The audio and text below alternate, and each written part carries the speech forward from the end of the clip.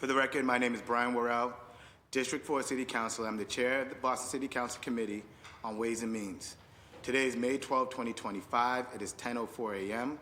This hearing is being recorded. It is also being live streamed at boston.gov/city-council-tv and broadcast on Xfinity Channel 8, RCN Channel 82, and Files Channel 964.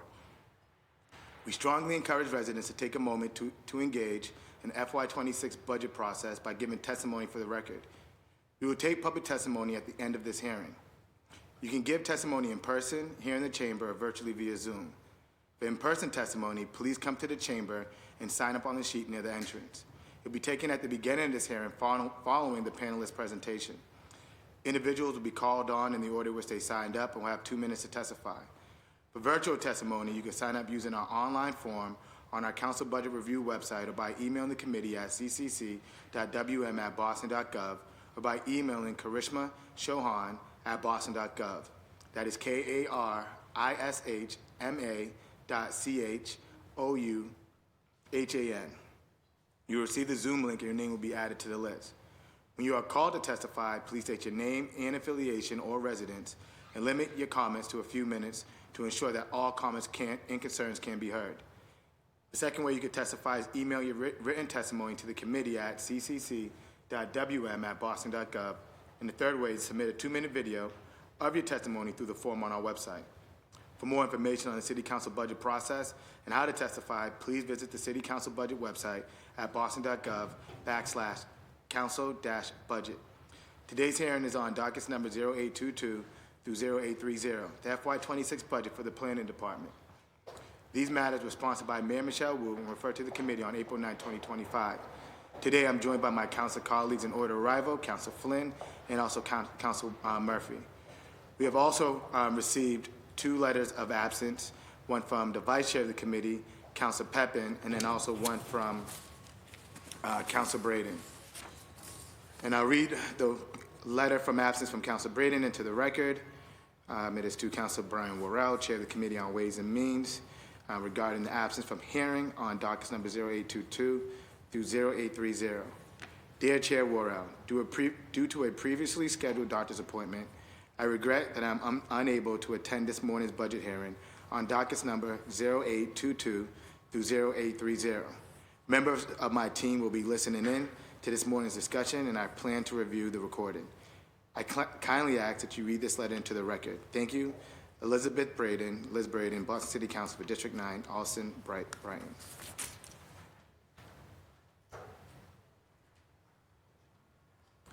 I will now turn it over to today's panelists to introduce themselves and to dive into their presentation. The floor is now yours. Good morning, Chair. We're delighted to be here in front of you testifying on the Planning Department's budget for 2026. My name is Kairos Shen. I'm the Chief of Planning. And I'm Devin Quirk, Deputy Chief in the Planning Department. Teresa Polhemus, Executive Director, Secretary for the Planning Department.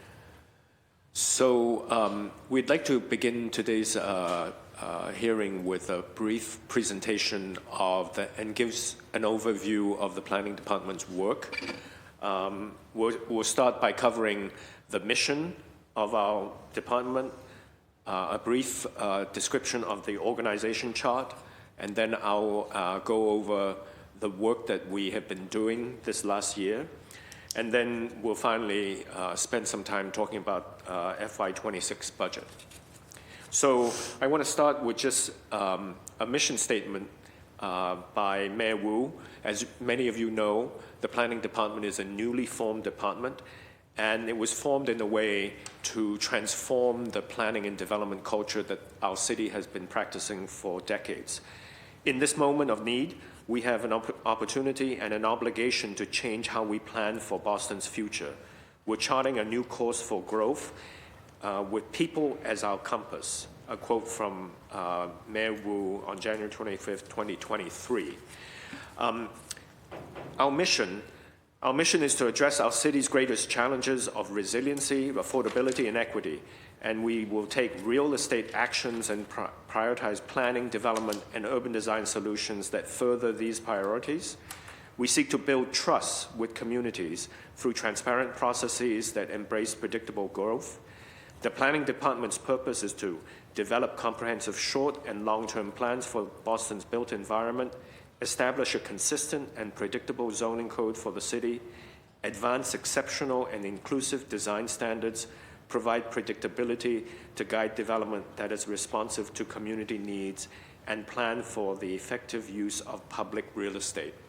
And I hope that in the course of our discussion today and our presentation, that you will see that the Planning Department has really oriented all of its activities to fulfill these main objectives that I've just stated.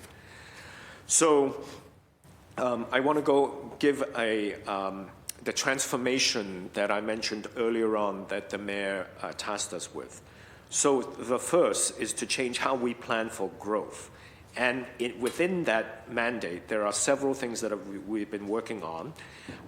First and foremost, zoning reform to make development more predictable and tied to comprehensive planning. Second, to develop the design vision to shape how future spaces are designed. And third, modernize the Article 80 development review procedures for stronger transparency and predictability around development and how it's actually reviewed. And then fourth, to deploy public land for public good for all of our real estate transactions. So that's the first mandate, to change how we plan for growth. The second mandate is how to restructure planning within city government. First, to create a planning department within the City of Boston through City Council ordinance and restoring planning as a core function of city government. Second, that to move the majority of the Boston Planning and Development Agency staff and finances and move it to city control that was completed on July 1st of 2024. Third, to actually create a new planning advisory council to coordinate citywide planning and implementation that has now been in operations for about a year. Now, the third major mission is to repurpose the Boston Planning and Development Agency tools and powers via state legislature. As you know, there has been a home rule petition submitted to the state legislature to abolish the Boston Redevelopment Authority's urban renewal era focus powers on blight and decadence. And the home rule primarily actually restates the mission of those powers, which is to replace those tools for to clear blight, to actually address the most pressing issues of today, which is affordability, resiliency, and equity. The home rule petition passed City Council and is now pending approval at the State House. The next is an org chart, which I'd like Devin Quirk to quickly go over with you. So thank you, Kyra. So in this slide, you get a good overview of what how our new planning department is structured and how it functions. First is our administrative services division. This is all the support staff that support our daily operations, everything from our rockstar IT team to our human resources team to our finance team, but also which are common support services across every department. But we also have some very specialized support services as well, like our research division that's performing analysis for all of city government on a regular basis. We have our community engagement team, we have our comms team, our director's office support, et cetera. So it takes a lot of support work, and I want to thank all of those staff that help run the agency smoothly every day and support our 5 frontline divisions, which you see on the right. The first is our planning and zoning division, doing the real frontline work of planning the future of Boston with our communities, and then through our comprehensive planning team, and then getting those plans encoded into zoning and then enforcing that zoning code and through doing site plan review and transportation policy review, et cetera. We've really significantly grown that team and our urban design team over the past couple of years as we've sought to beef up our planning services that are tied to comprehensive long-term planning. Our design division, staffed with architects and designers, are responsible for making sure that Boston's growth supports a heterogeneous, people-centered design philosophy, and under Diana Fernandez's leadership has been a team that's really recruited a strong staff and continues to be front and center in our work. We'll talk a little bit more about their work in just a second. Our development review division, it does the work of approving all large-scale development in the city of Boston. Anything over 20,000 square feet runs through our team. We have a team of project managers there that are working with communities to run through the Article 80 process and approve great design, great zoning compliant and well-designed projects with the rest of our team. Kairos already spoke to the Planning Advisory Council, which is our newest division responsible for coordinating our planning efforts across all cabinets, because not all planning work lives within the planning cabinet. We work really closely with the Environment Cabinet, the Streets Cabinet, the Public Facilities Cabinet, Arts and Culture, and many other teams to ensure our planning work in the built environment is tied to all other cabinets' work. And then finally, our real estate division, which is responsible for deploying public land for public good, using the revenue generated on our real estate to support our planning and zoning functions, and then also working with communities to ensure land in their communities is used for public purposes that align with our planning goals. So that's our team, and can pass it back to Kairos to talk a little bit more about the work in each one of those divisions. Thank you, Devin. I'm going to go and cover some of the work that our planning department has been engaged in and plan, and so that you can see in our budget request for the upcoming year how it aligns with the work that we've already done. So I want to start off by the things that have been adopted and completed in the last year. The first is the net zero carbon zoning, which was passed by the Zoning Commission earlier this year. We've also have a team of folks that have been working on the Auxiliary Dwelling Unit, ADU guidebook, which is something that actually is important in thinking about how we deal with growth within our neighborhoods and people who own property. Squares and Streets is a major effort and a planning initiative, and we have done and completed a number of important text amendments. As you know, that we have developed some of the basic districts that we're now looking, or I should say basic zoning districts that allow for infill development, and that we have been working on implementing and mapping these new zoning districts in several locations. In Roslindale, the Squares and Streets plan actually has been just completed, and we're actually awaiting adoption by the Boston Zoning Commission. And then, of course, we have been working on, right now, Squares and Streets in Cleary Square and Fields Corner. We have also a team that have been working diligently in adopting new zoning for the downtown and Chinatown. We expect that progress will be made in the next few months on both those fronts.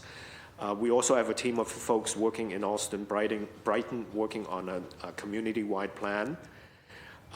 Then there's some very large development proposals or master plan proposals that have been actively going through our review procedures.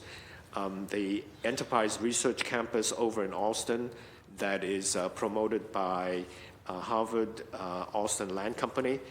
And included in that is not only new development and built buildings, but also a significant development and thinking about a new public realm plan.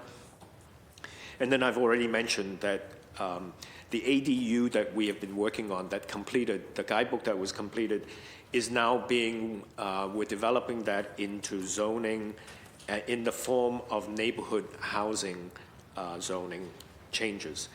And then, of course, we've been working on the Article 80 modernization and actually have started to implement this actually in this spring. Let me go over each of these in a little bit more detail.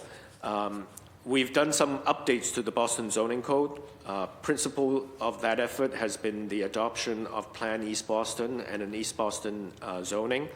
Some of the results, since the rezoning, the median days between applying for an appeal and decision has dropped from an average of 196 days to 73 days. So more than 50% decrease in the Zoning Board of Appeal process, because there are, and you can see that in the next bullet point, that the number of projects that requiring variances are down by 10% since rezoning, saving time for the planning staff and the applicants themselves.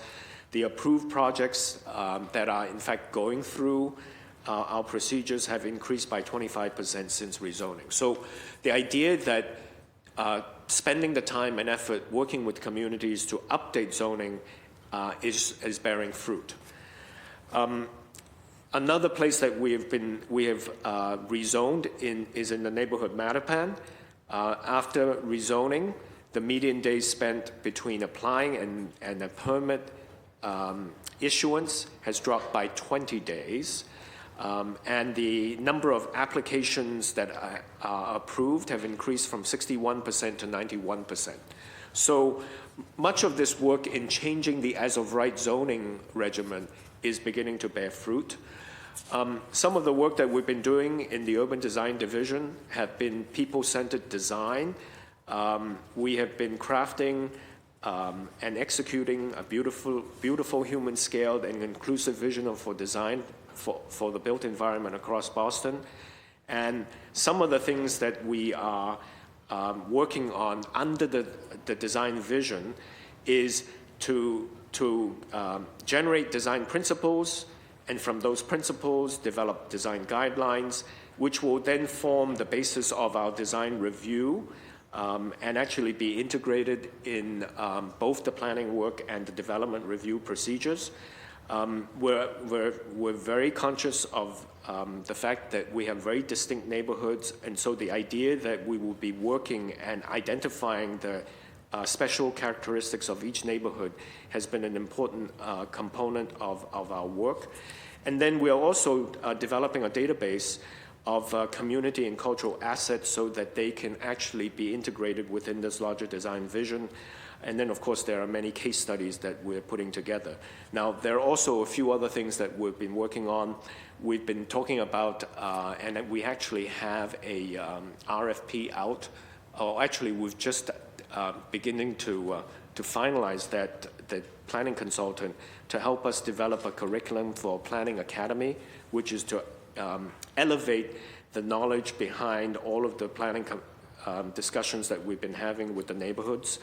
And then we have also been doing some tactical improvement to our neighborhoods through these neighborhood block activation. And then in a larger sense, we have been trying to incorporate how we are developing new green spaces and green and recreation and open space resources as we grow and develop throughout the city. On to development review. There's been a lot of effort focused on actually making our Article 80 development review procedures much more consistent and transparent.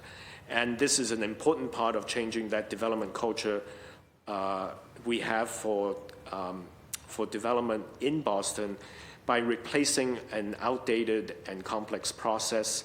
We've done many our over 2,600 survey responses to the work and recommendations that we've been putting out.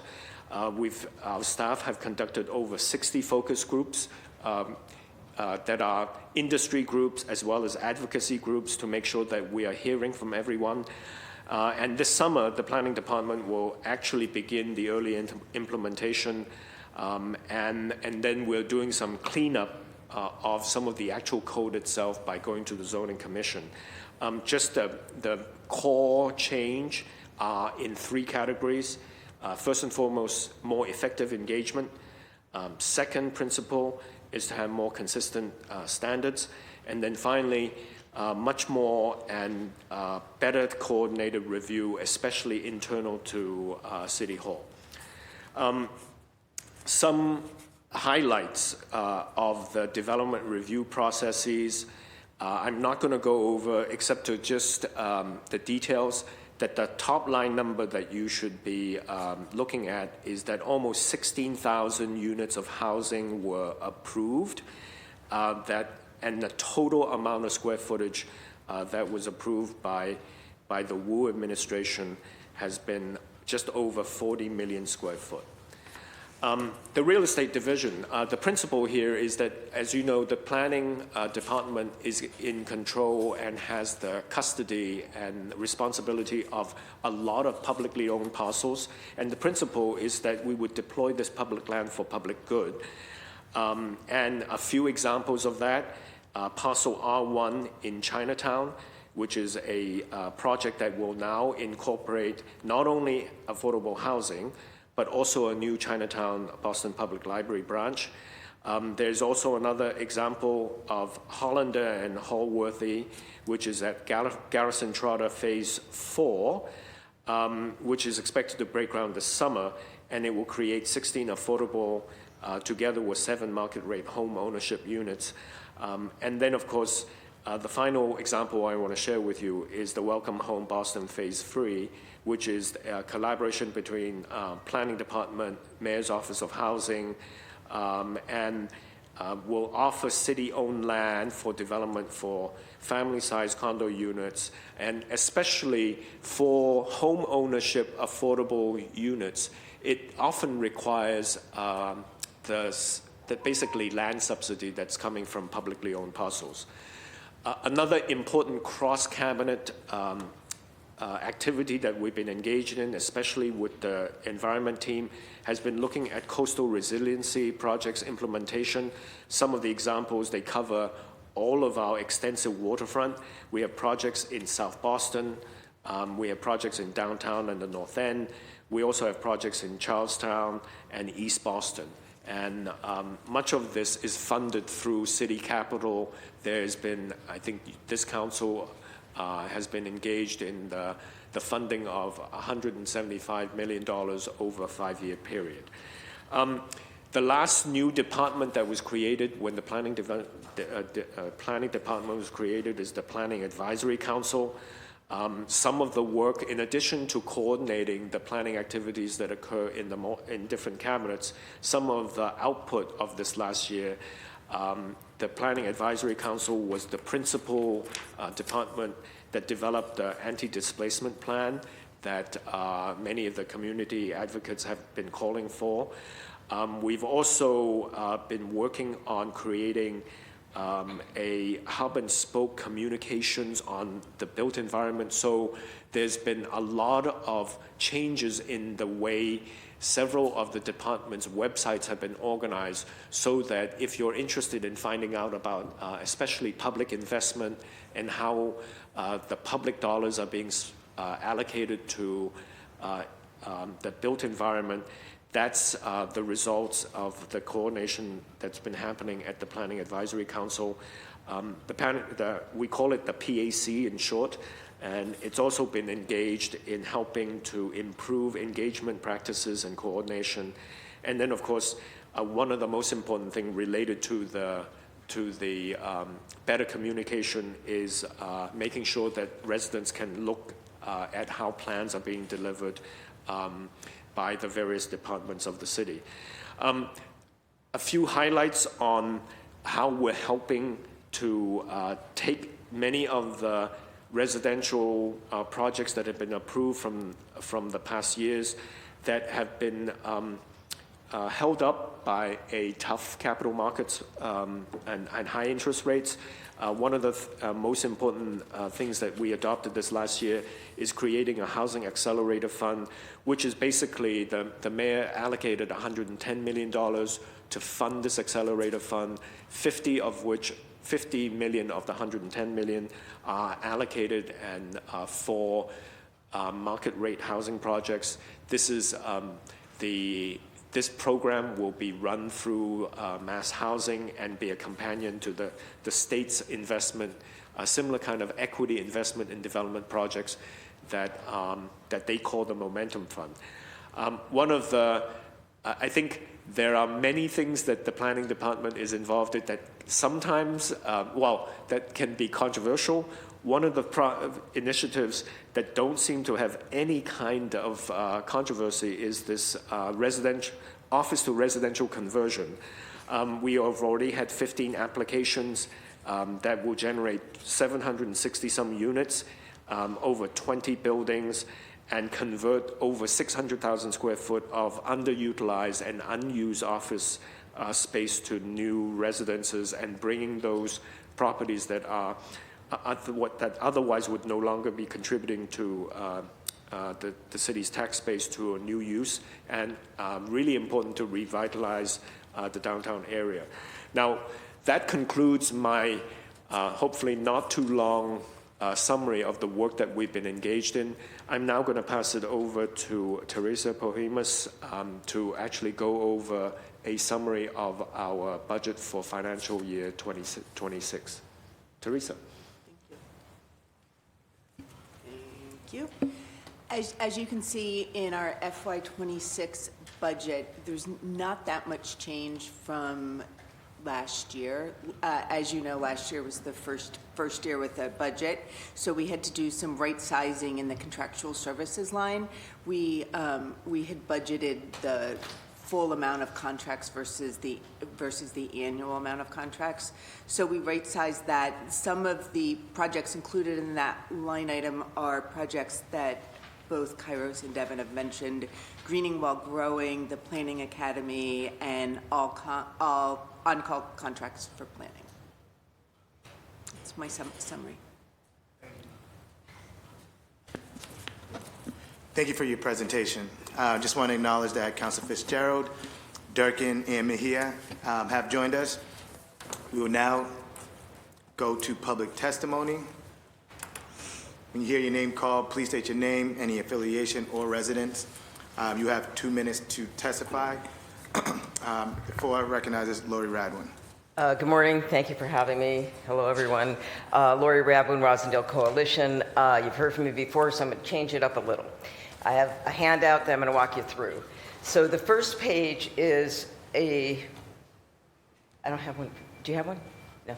The first page is a displacement map, and it's from the city itself. It shows an area that has a risk factor of 4.7, and it's this page here. And it has a risk factor of 4.7, which is really high as many places in Roxbury. It's a census tract that we've talked about before in terms of low income and only 20% white. And this is an area that we never expected to be zoned. It was not in the original map. The next page is a speculator letter. So we have a letter from a real estate agent, mailed widely, mailed more than once, and now they're knocking on doors. So the speculation to buy property has already begun, despite the fact that the zoning code's not signed off. The next page is a memo that we wrote to the planning department back in February with our serious concerns about the engagement of people in protected classes, including people with limited English proficiency, people who are affected by the zoning change. And I'm sorry to go so quickly, but I only have 2 minutes. The next page is an update of those statistics, including people with limited English proficiency, elders who are also protected class, disability, who are also protected class.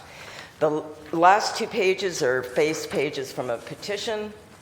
One of them is asking for a civil rights hearing in the Civil Rights Committee on an independent fair housing review before Rosendale is zoned.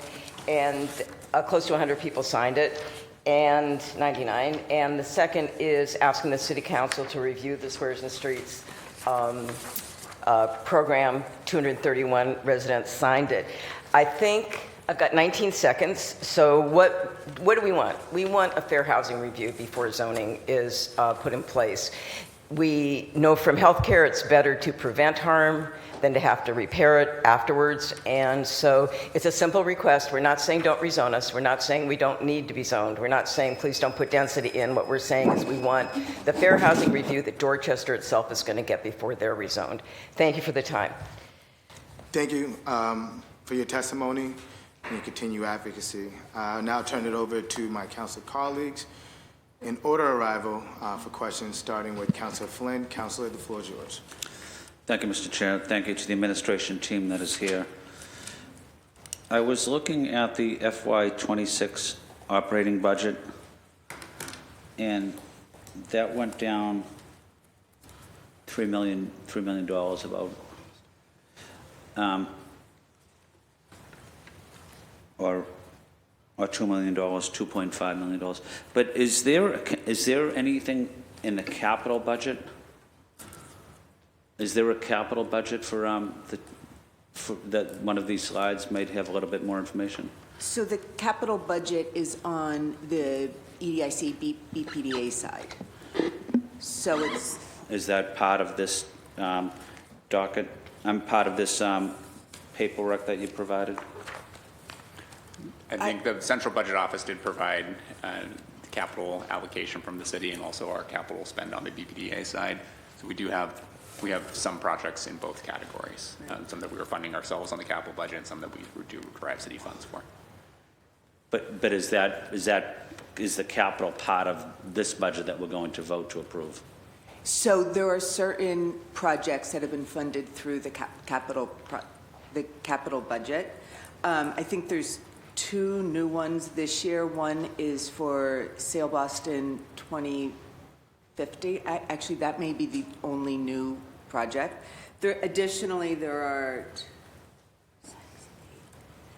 about 12 different city-funded projects that are part of the capital budget. I don't know whether they're part of what you're voting on or if they're from previous year. What is the capital budget for your team for this year? So the BPDA board has not approved the budget yet for the EDIC side. It doesn't do so until June. So I don't have the final numbers of what the FY26 budget is going to be. Do we know what the recommendation would be? Hold on, let me see if I have the.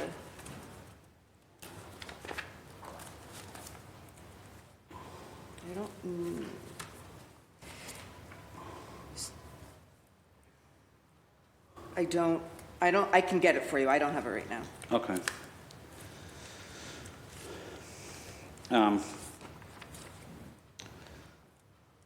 Last week, the ZBA rejected a proposed 70-unit apartment building in South Boston with no parking.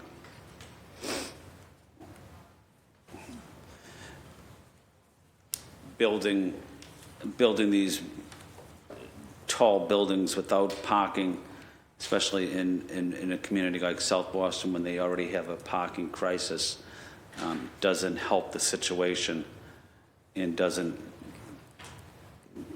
help residents that need access to a vehicle so that they can take their children to after-school events or to school or visit a sick relative, or sometimes they need it for employment reasons. But I just hope there's an opportunity for us to work together to be on the same page, because there needs to be parking with these projects. Just wanted to see what your thoughts might be. Councillor, we're aware that there was some concerns raised. I think when our planners and our development review staff actually work with the communities, we try to actually ascertain whether there is support within the community for projects, the specifics of projects. This is a project that required zoning relief, and I think the sense was that when that project was being reviewed, that there was support for a project of this size to actually be approved without any on-site parking. I think the process that led to it being, I guess, it was not approved by the Zoning Board of Appeal. I would want to say that it's very much our goal to make sure that we, through the review procedures, gather good feedback from the community. And I apologize if in the first phase of the review, getting the Article 80 review approval did not actually adequately, measure the the concerns raised by the community that later on became apparent in the Board of Appeal process. So we could do a better job of that, and we'll aim to make sure that projects that go to the Board of Appeal have already done all of the necessary engagement so that we don't have another case like that. And we look forward to working with you and the elected delegation to make sure that we can be better coordinated in the future. Thank you, sir. Article 68 of the Boston Zoning Code, the South Boston Neighborhood District off-street parking requirements, residential and related uses, state that off-street parking for residential uses is 1.5 space per unit. The Planning Department recommends developers to follow BTD's guidelines of 0.5 off-street parking spaces per unit on Article 80 projects. Are you able to explain why the Planning Department is following BTD guidelines? As I mentioned, this formula, I believe, is unsustainable. As I mentioned, the parking crisis, but just wanted to see what your thoughts might be.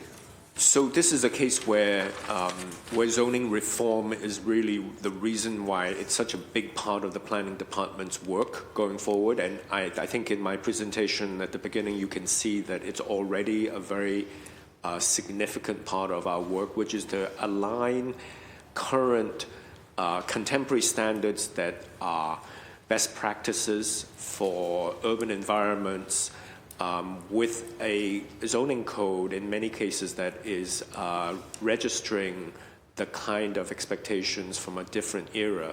I believe the Article 60 required parking requirement of 1.5 was done maybe decades ago, and our city has changed. The pattern of use and how people get to where they need to get to from their homes have changed, albeit we need to do a better job in coordinating with the local community. So that's why the guidance that BTD has adopted is the reason why the planning department uses it as a way of reviewing projects is that it's much more, in general, in most of the city, more aligned with contemporary best practices. Thank you. Mr. Chair, my time is up. I'll wait for the next round to ask further questions. Thank you. Thank you, Councilor Flynn. The chair recognizes Councilor Murphy. Councilor, you have the floor. Thank you, Chair. Thank you. I have a budget question. You mentioned, and what I saw, it was like a reduction of 2.6 million from last year, but that's based, I'm assuming, on those like one-time adjustments, and you mentioned the right sizing. But could you speak a little bit more? You mentioned the full to annual, if you could just explain that a little bit more. Sure. Please. So it's my understanding that when we were creating last year's budget for a contract like the Planning Academy, perhaps, it might be expected to last two years. Mm-hmm. So we put the total contract amount in last year's budget. The way that the city, this is my understanding, the way the city actually budgets is just for what the plan is to spend during that period. Correct. So you mentioned the academy. Were there other things like that also you could scale back? There are other contracts both in urban design and on the planning side.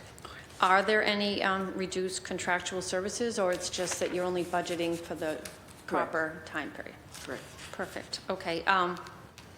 In the office to residential conversion, it's in the news a lot. Can we share what lessons we've learned so far with the 15 pilot applications and how those are going to shape the next round of office to residential conversion? So we've learned that it's not easy, and that the barrier and cost associated with converting, let's say, underused office spaces to residential is still a program that requires the incentive that the program has built in. We also realize that the stock of buildings, the actual shape and dimensions of the buildings favor, let's say, early 20th century kind of office stock to be converted because there's just more perimeter and the floor plates are not as big. And then you may know that the mayor actually has adopted some changes to the program.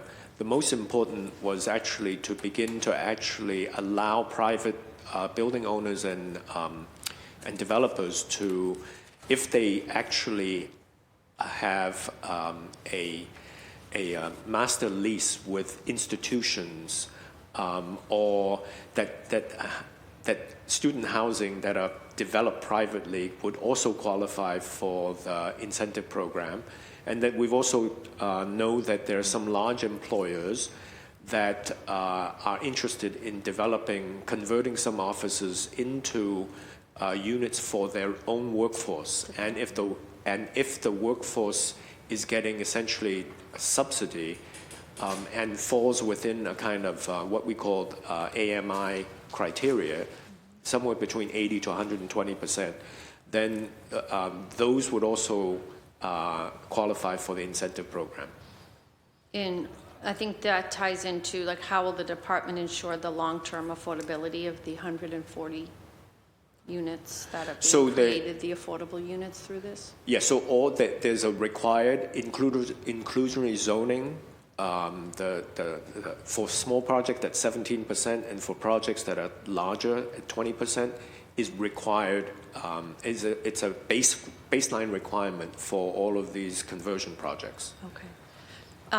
So are we finding that unlike hotels, and there's one on Morrissey that's converting to housing that seems much easier, obviously, because people sleep in hotel rooms, but is the structure, is it more an expense that we're finding, that it's more expensive to convert or more time consuming or both or all? Yes, it is, because I think that the office, obviously, the big thing is that office floor plates basically have limited service, right? The bathrooms and are really all around the core, the stair core or the elevator core.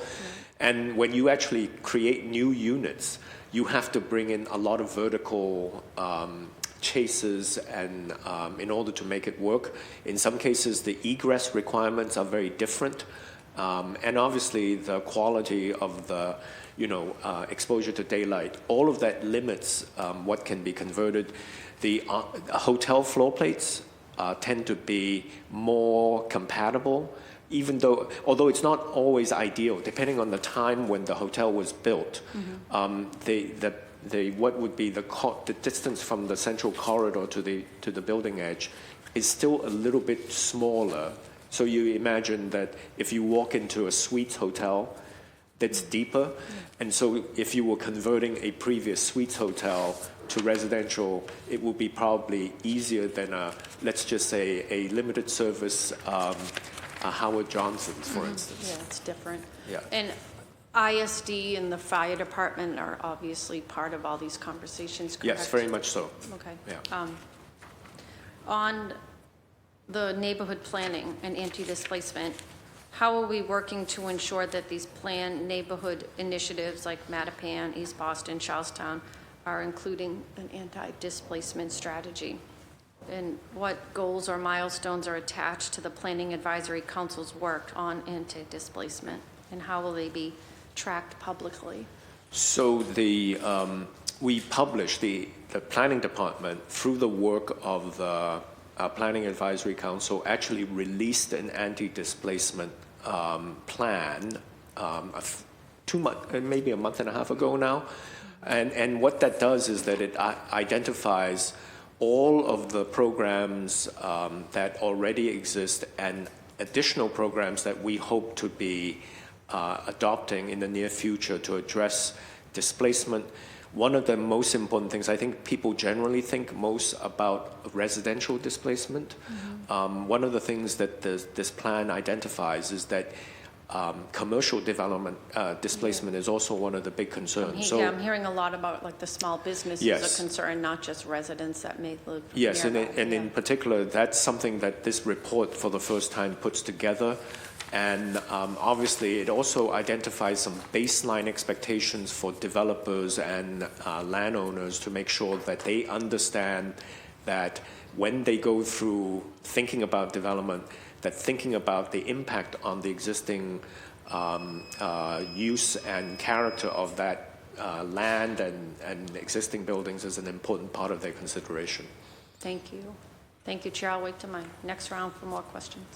Thank you, Council Murphy. The chair recognizes Council Fitzgerald. Council, you have the floor. Thank you, Chair, and thanks, folks, for being here today to talk about the budget.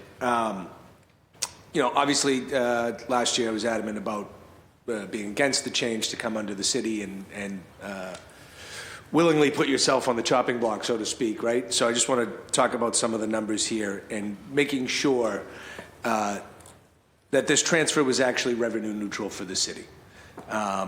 And when I look at some of the numbers that you've provided here on the back, I want to make sure, is the Office of Workforce Development included in these numbers of the FY26 operating budget? No, it's just the planning department. Just planning department, okay.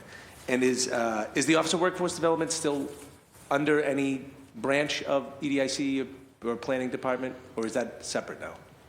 So we still have some of the grants, federal grants to OWD that have remained with EDIC because of the change in the federal administrations. We could not transfer them to the city. Additionally, there are some OWD employees who remained in the EDIC for retirement purposes. So that wouldn't fall, okay, so that wouldn't fall under pensions, but under the Office of Work, because I see there's about a $7.5 million line item for Office of Workforce Development. But that's, I just want to make sure that's not included in what you put as the operating budget here on the presentation. Correct. The pensions wouldn't be part of the operating budget. Not the pensions, but just the Correct. operating This is line right. item. Correct. This is just the planning department. Okay. And what do we know about the payment of pensions, and I should ask about health insurance as well, the cost of health insurance for the city? Because I see in one, the pensions may be projected for FY26 are around $9 million, but we don't necessarily have a concrete number on what this past year's contribution was? So there was no contribution this year. It's my understanding that PARAC sends the city the numbers for the pension for the following year based on the employees who are employed. I think it's on October 1st. So we didn't have any employees in the planning department on October 1st of 23. So there was no payment last year. So the number for FY26 is based on the number of employees who are employed by the planning department. That pension number also includes OWD, I believe. Okay, yeah, okay. That would make sense if it includes OWD. And same with health insurance, we're not sure. I don't know what the projected is. Health insurance is budgeted centrally in the city, so you don't see that in here. It's all in it. So is my understanding. I don't work for OBM, but that's what I've been told. I'm just trying to figure out whether this, right? I always felt the move would not have been cost effective for the city and some other things that come into play. But so I'm just trying to figure out in this budget, I think the total expenditures moving forward, there is an increase. I know in this FY26 operating budget you show, it goes from 32 million down to, the high 29s.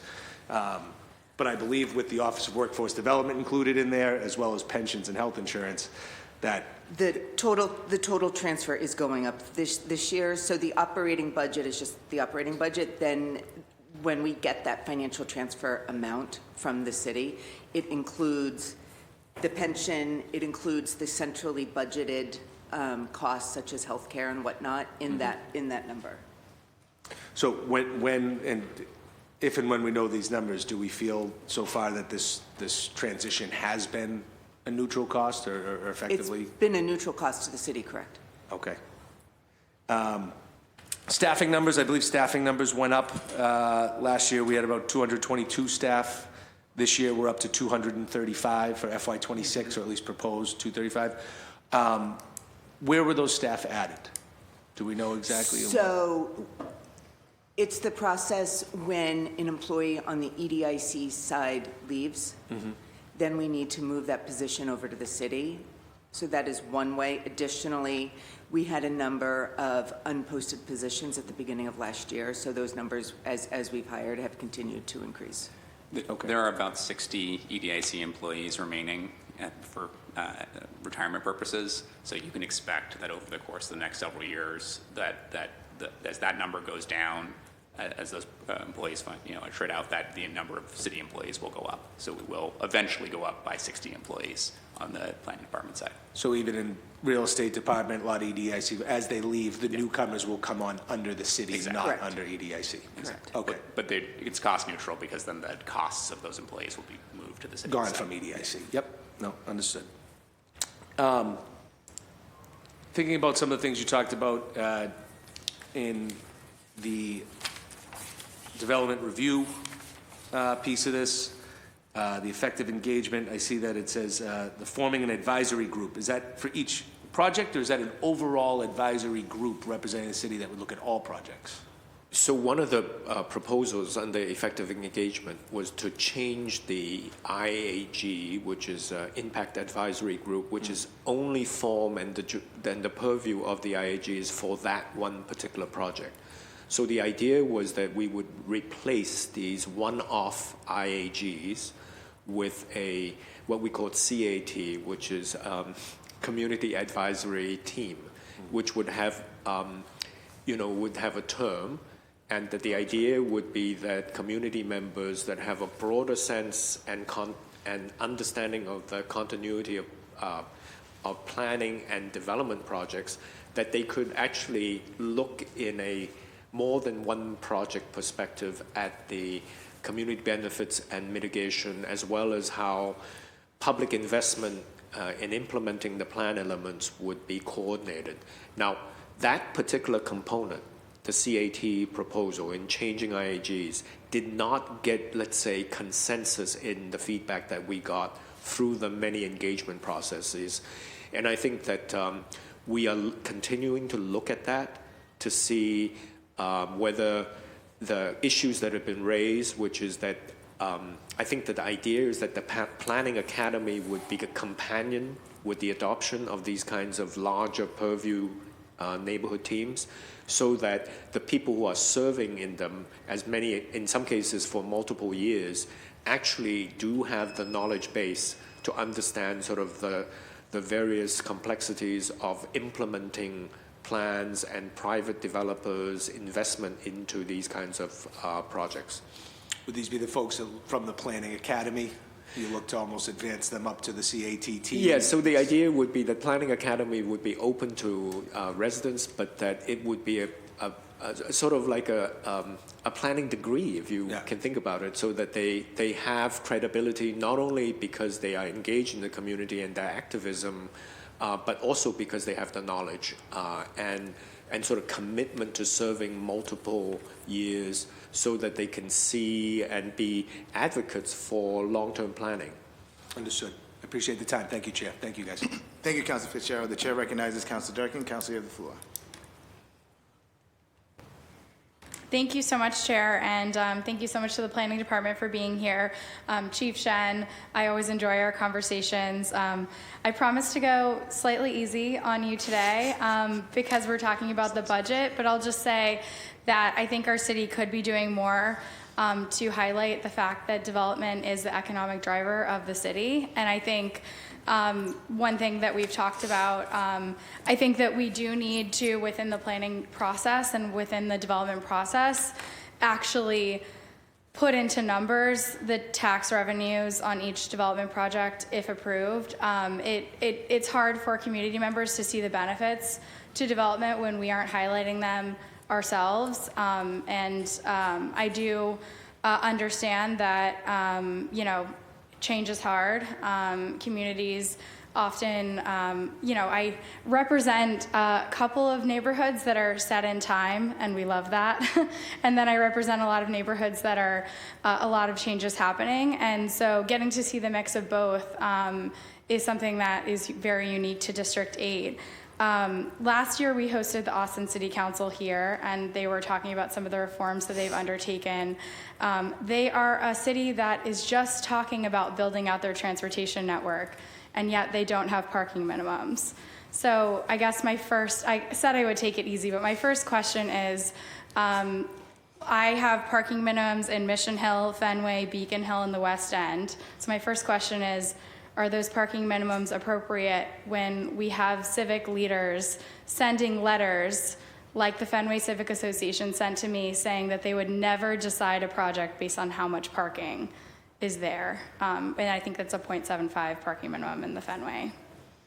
So I think you're highlighting a case where the zoning code, where these parking minimums are embedded and regulated by, are representative of the best thinking from a different time. I think I've already mentioned how the conventional sort of best practices around planning, especially in dense built-up urban environments, is that we see that if you reduce the parking minimum requirement, you actually help encourage the people who live in that neighborhood to use public transit and other modes of transportation to get in and out of the neighborhood and their homes.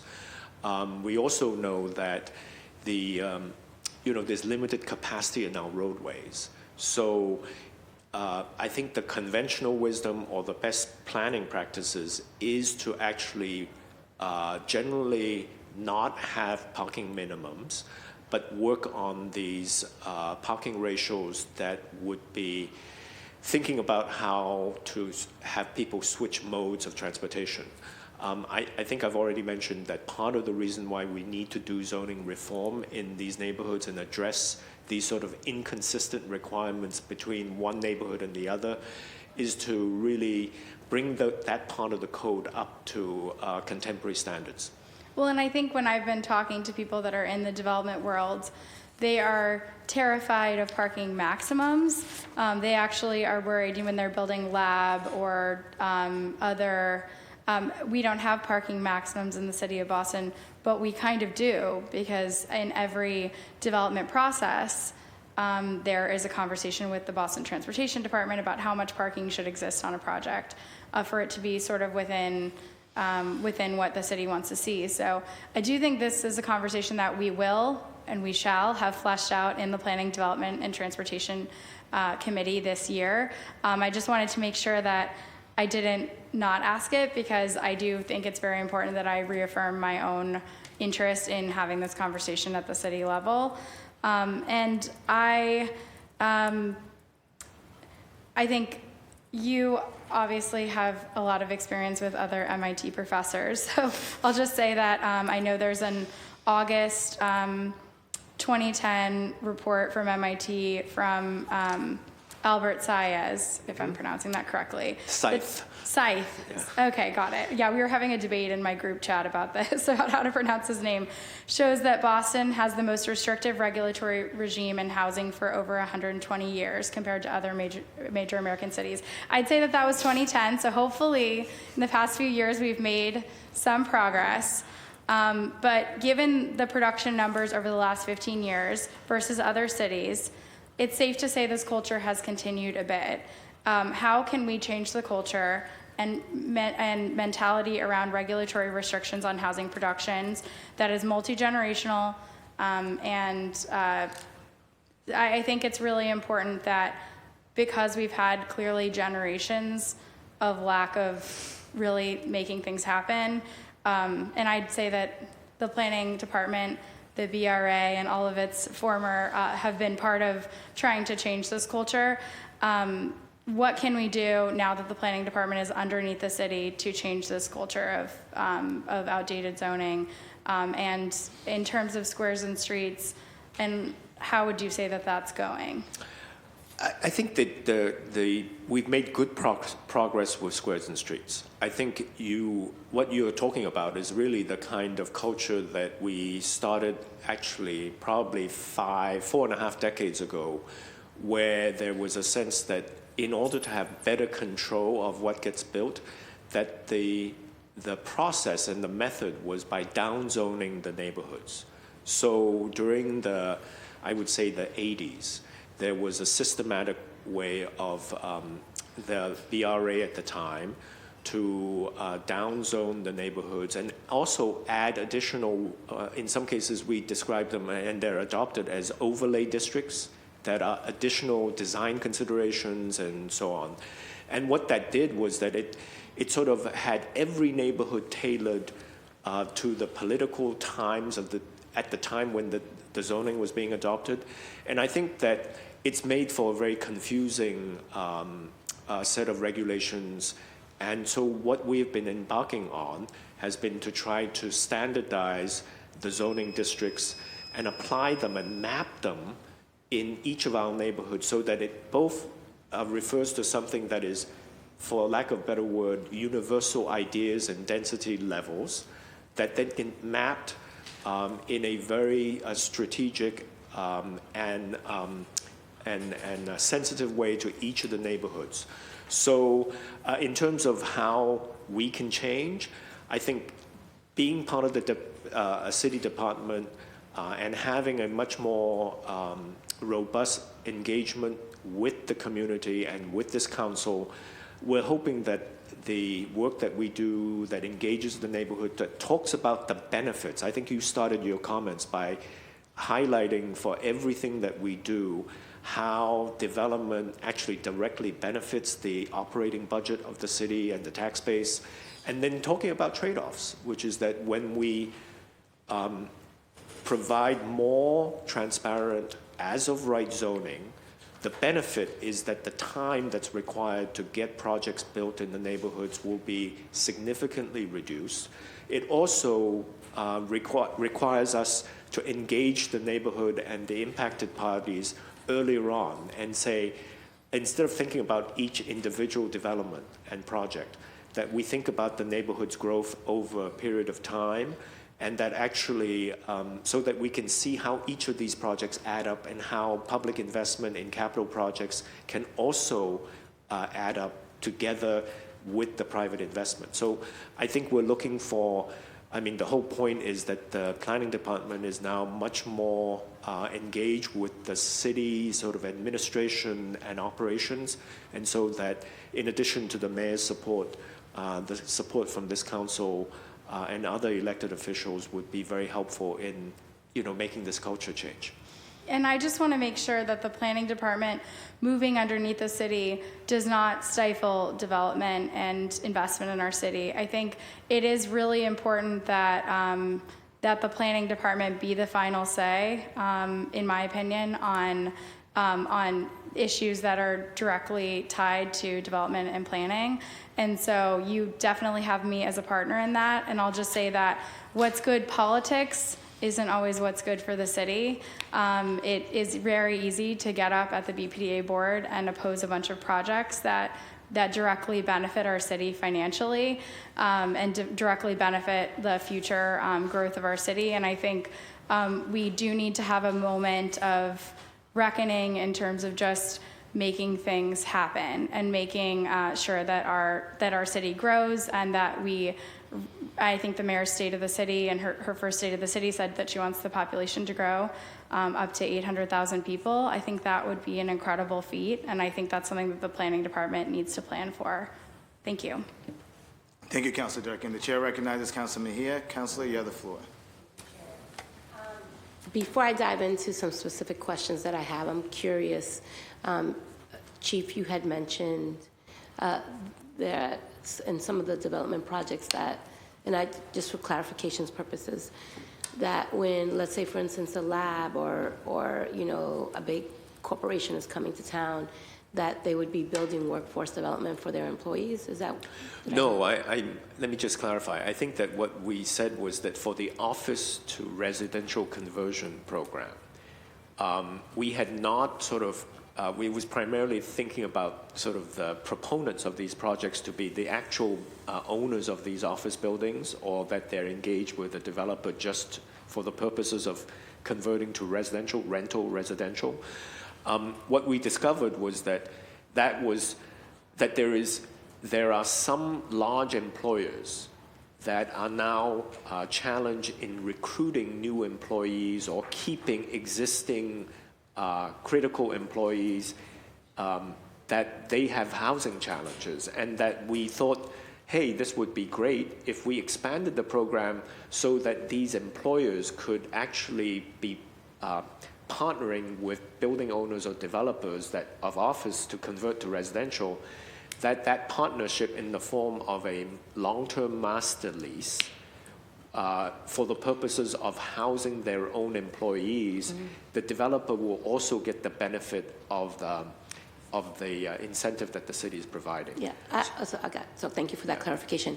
I will just flag that there are folks who have the privilege and the resources to be able to live anywhere that they want, and that when we're thinking about housing and meeting the housing crisis, that our priority should be Boston residents, particularly those who are low income, who can't afford to live in the suburbs. So I don't think that, while I understand the logic behind creating housing for these corporations, these folks, I don't think that in terms of the model, it'd be something that I just want to go on the record that I won't support that. Can I further clarify? I think And that I got okay, 2 more all right. minutes, but I just want to make sure that I want to go on the record that I'm not here to advocate for corporations to have more housing for their employees, because those employees make enough money to go live in other parts of the state. You know, I just feel like the housing crisis should be focused on folks who can't afford to live in the suburbs, but folks who can afford to live in the suburbs should.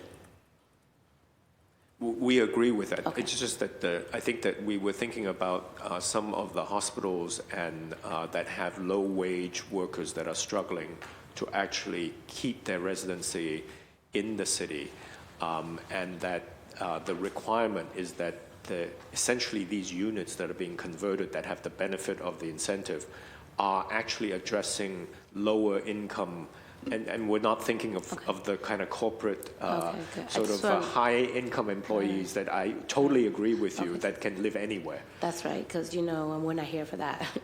And if the priority should be municipal employees, and that we should focus on how we can keep our Boston residents who are required to live in Boston to get first priority in any project that exists in that area. So I just want to be clear on that. Okay, so I'm curious if you could tell me how many dollars have been spent on squares and streets for FY25. I'm just going to list a bunch of questions. I'm curious about what is the total dollar amount spent on developing assessments for fair housing. I'd like to know what the total amount spent on marketing expenditures and outreach related to squares and streets, including MBTA bus wraps, bus stop signage, printed place cards and posters, and any digital and social media ads. I'd like to get a real understanding of how much investments we've made. I'm also curious of how much of the Housing Accelerator Fund is being allocated to rental versus home ownership, just if you can have a better understanding. When we were discussing the Housing Accelerator Fund back in January, there were a lot of discussions about allocating some of it to the Bunker Hill redevelopment to accelerate construction. I'd like an update on that. And while I'm asking about BHA housing, I'm curious, and I don't know who can answer this, but I'd like to know if there is a pathway towards making our BHA and the projects that the city owns part of the land trust, like things that we can own instead of making them private. I think that there is a pathway there for us to explore. I am also curious, based on the data published on the Squares and Streets website, we know that people of color have been underrepresented in community engagement efforts. That's something that we've been talking about. And I'm just curious how much money has been spent on community engagement efforts and what metrics do you have to determine if we're getting an adequate return on those investments? That is really something that I'm curious about. And then I'd like to know what the status is around the citywide real estate strategy. Basically, I'd like to know how many publicly owned parcels are currently being evaluated for specifically affordable housing, public use, and/or anti-displacement uses. And for FY25, how many deeply affordable housing units were produced? I'd like to know those numbers, which would include earners under $50,000. That's the point that I was trying to make in terms of what deeply affordable units are really being set aside for FY26. I'm going to have a second round, so I'm going to stop there.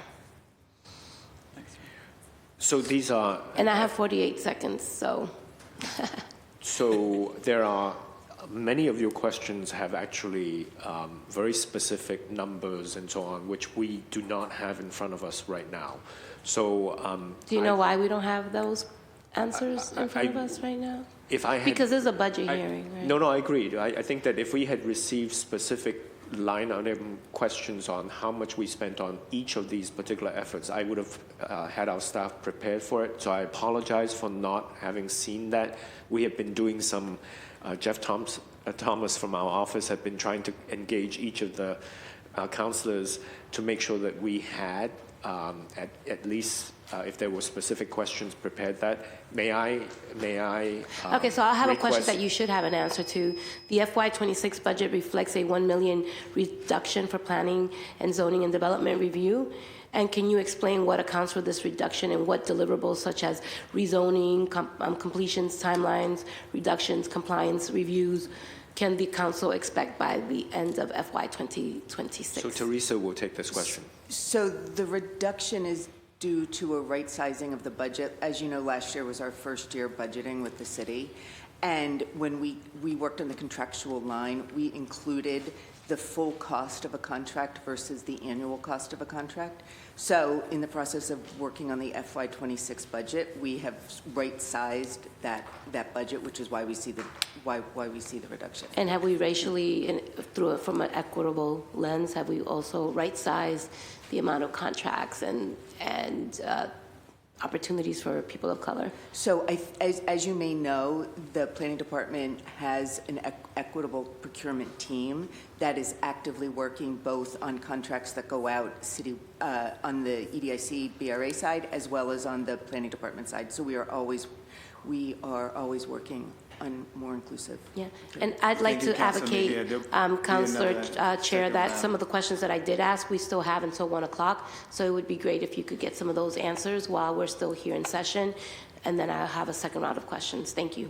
Thank you, Councilman Mejia. Just want to acknowledge that Councilor Coletta Zapata has joined us. Councilor, you have the floor. Thank you, Chair.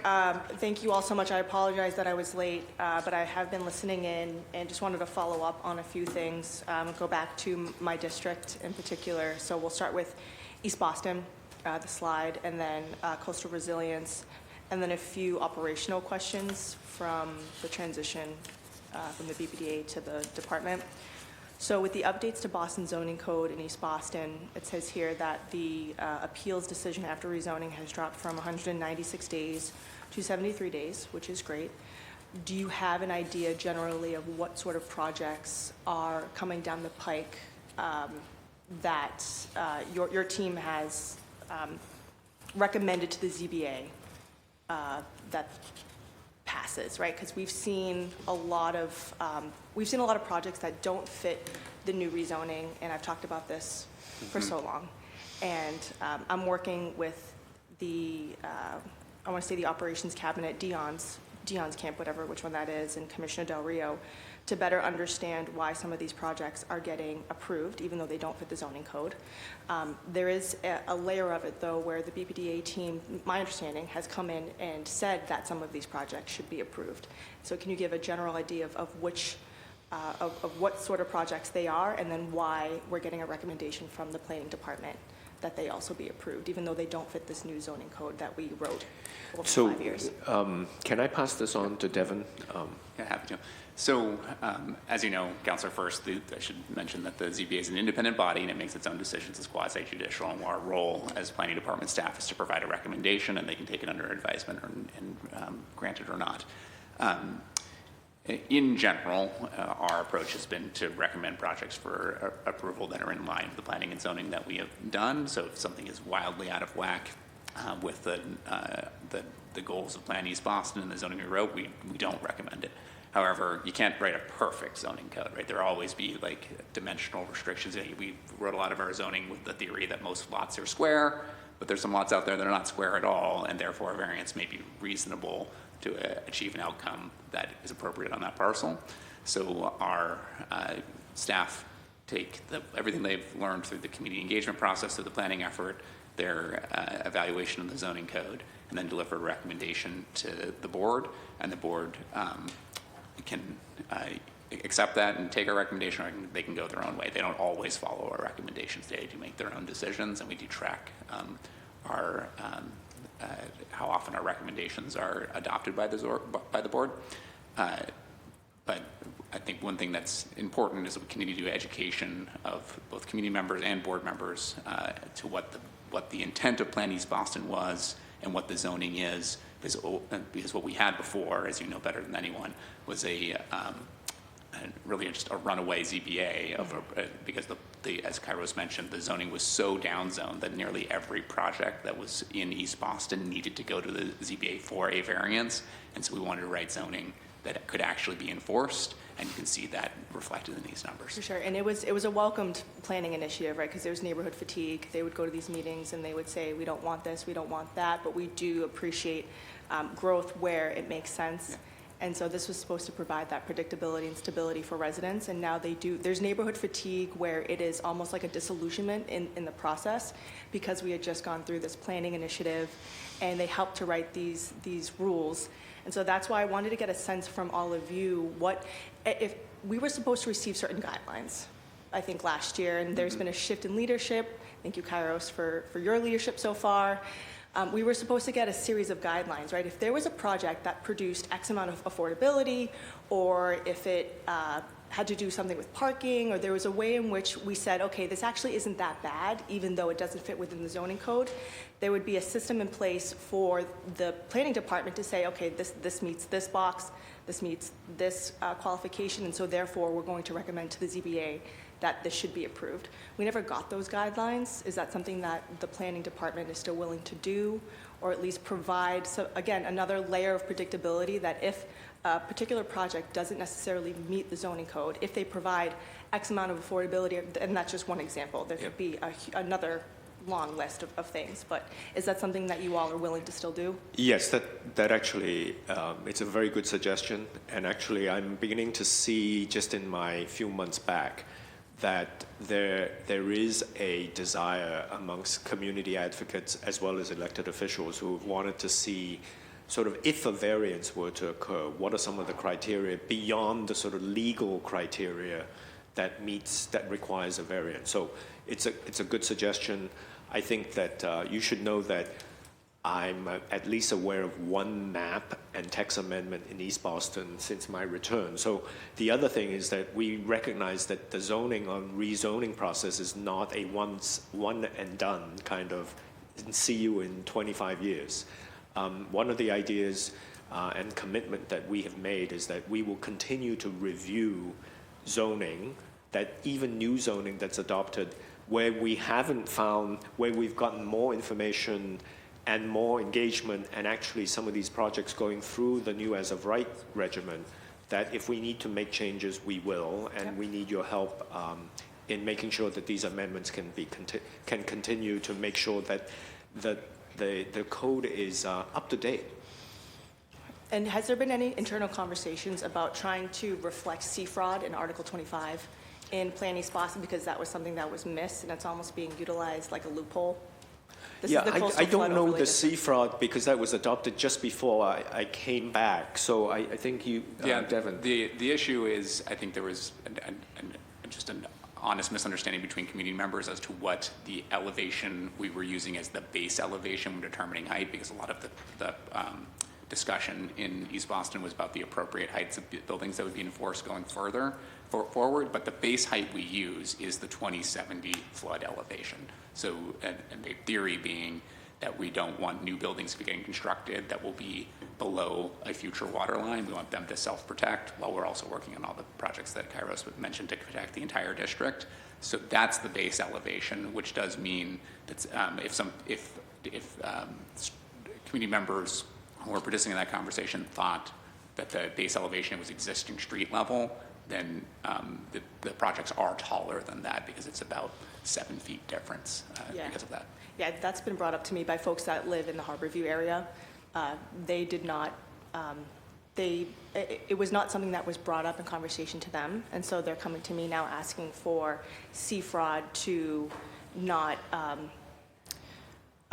be taken into consideration. And so there was this question of, okay, well, what's going to take precedent? Is it Plan East Boston, or is CFROD going to be the end-all, be-all? And so they were asking for continued conversations on this as it relates to the heights along Bennington Street, because, again, that was not something that was even in consideration or in the discussion, at least for them, Yeah. when we were talking about Plan East. I want to absolutely own that not every community member understood what base level height we were talking about when we were talking about height.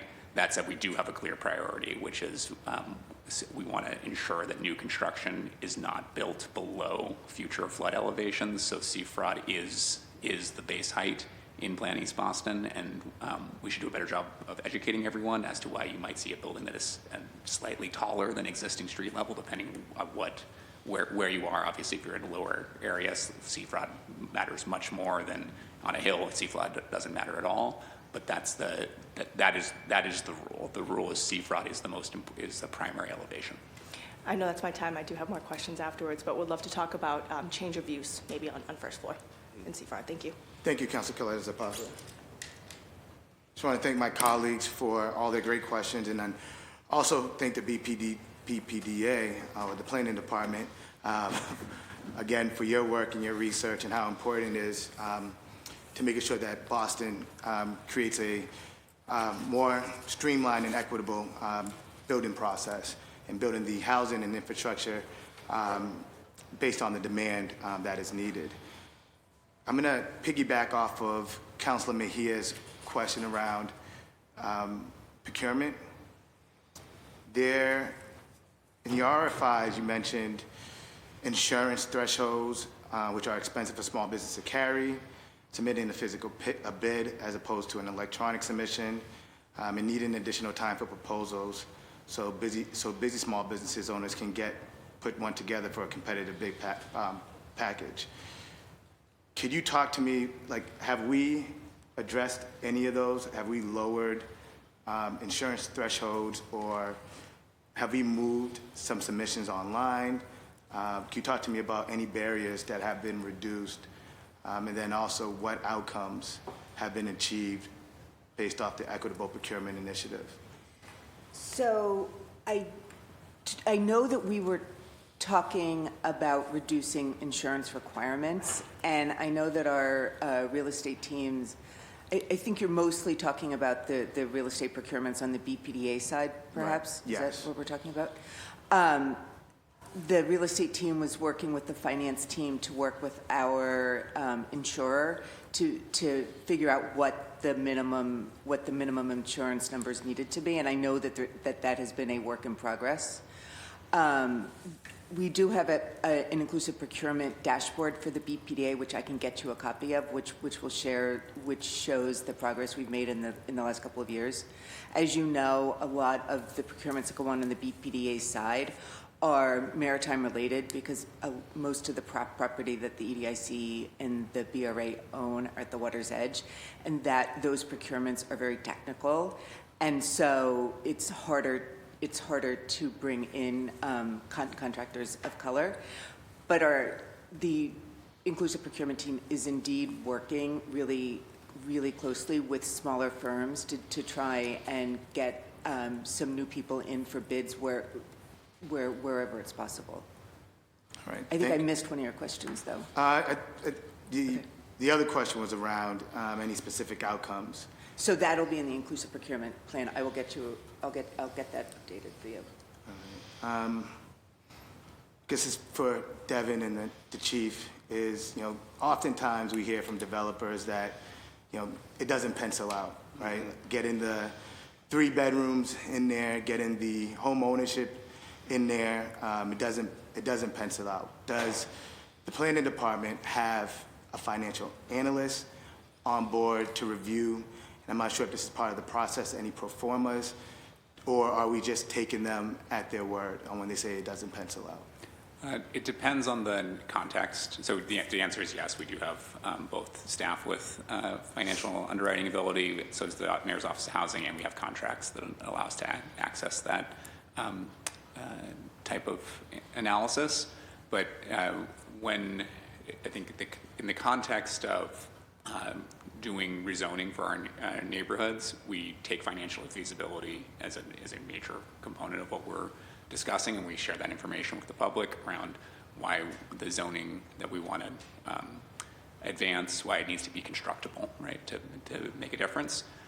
In the case of any one development project, we may or may not do deep financial underwriting depending on what's being asked of us and what negotiation we're having.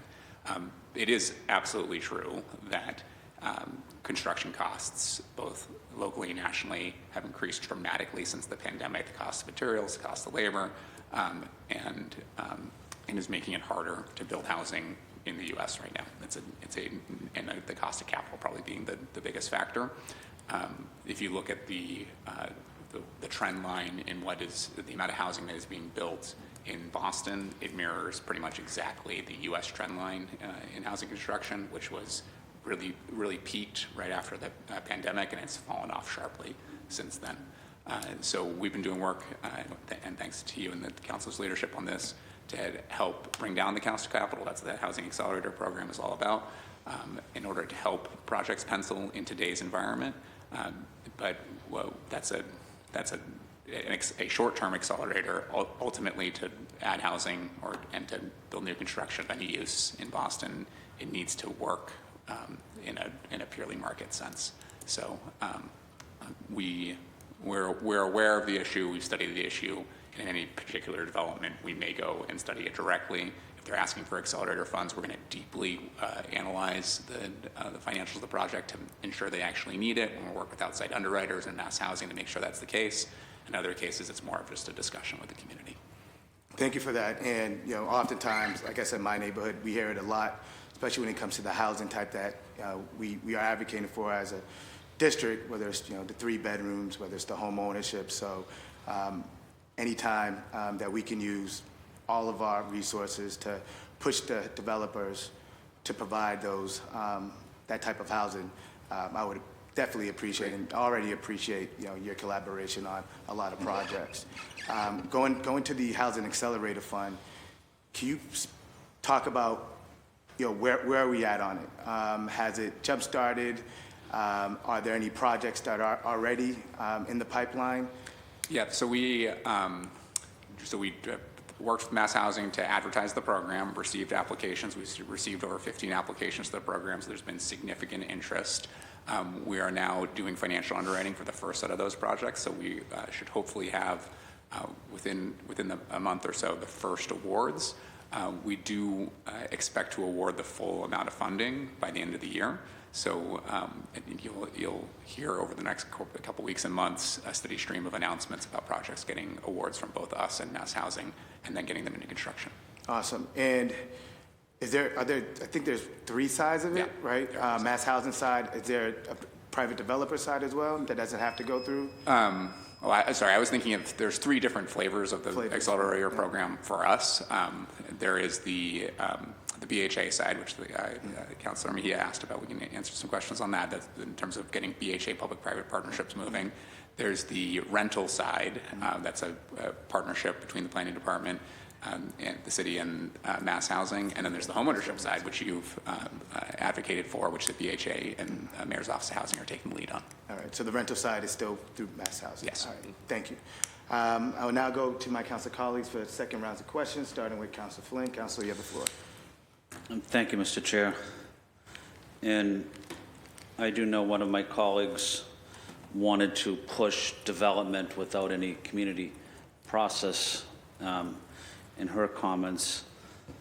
But I do think there has to be a community engagement process that is critical, and listening to concerns of residents is part of the development process. The Boston Planning Department plays a critical role, but it's a balance of also working with residents to ensure it's the right project that goes in there. And it's about listening and respecting the community also. I did want to push back a little bit on some of the comments made that previous BPDA or BRAs weren't up to the challenge of building affordable housing, but we also saw great projects in Tent City. We also saw great projects in the Charlestown Navy Yard, in Dudley Square neighborhood initiative as well. So just want to highlight a couple projects that it's important to recognize that ensured affordable housing and worked closely with residents. But a lot of BRA directors over the past have also done some great work. So I just wanted to highlight their work as well. With the project to convert offices to residential, there was a potential project on High Street in downtown Boston, and there was an opportunity to possibly get some veteran housing in there if that's a possibility. I know the development team was pushing for it. I certainly want to see it. I know it has been, there was a little bit of pushback from city officials on that, but I do want to make sure that veterans have an opportunity to get housing, and I think it would have been a great plan. I just hope we're not closing the door on that project. So, it's important veterans get an opportunity for housing, and women veterans, but I don't think we should shut the door on that. Thank you, Councilor. You've been a tremendous advocate for veterans in your time on the council, so thank you for continuing to push on this.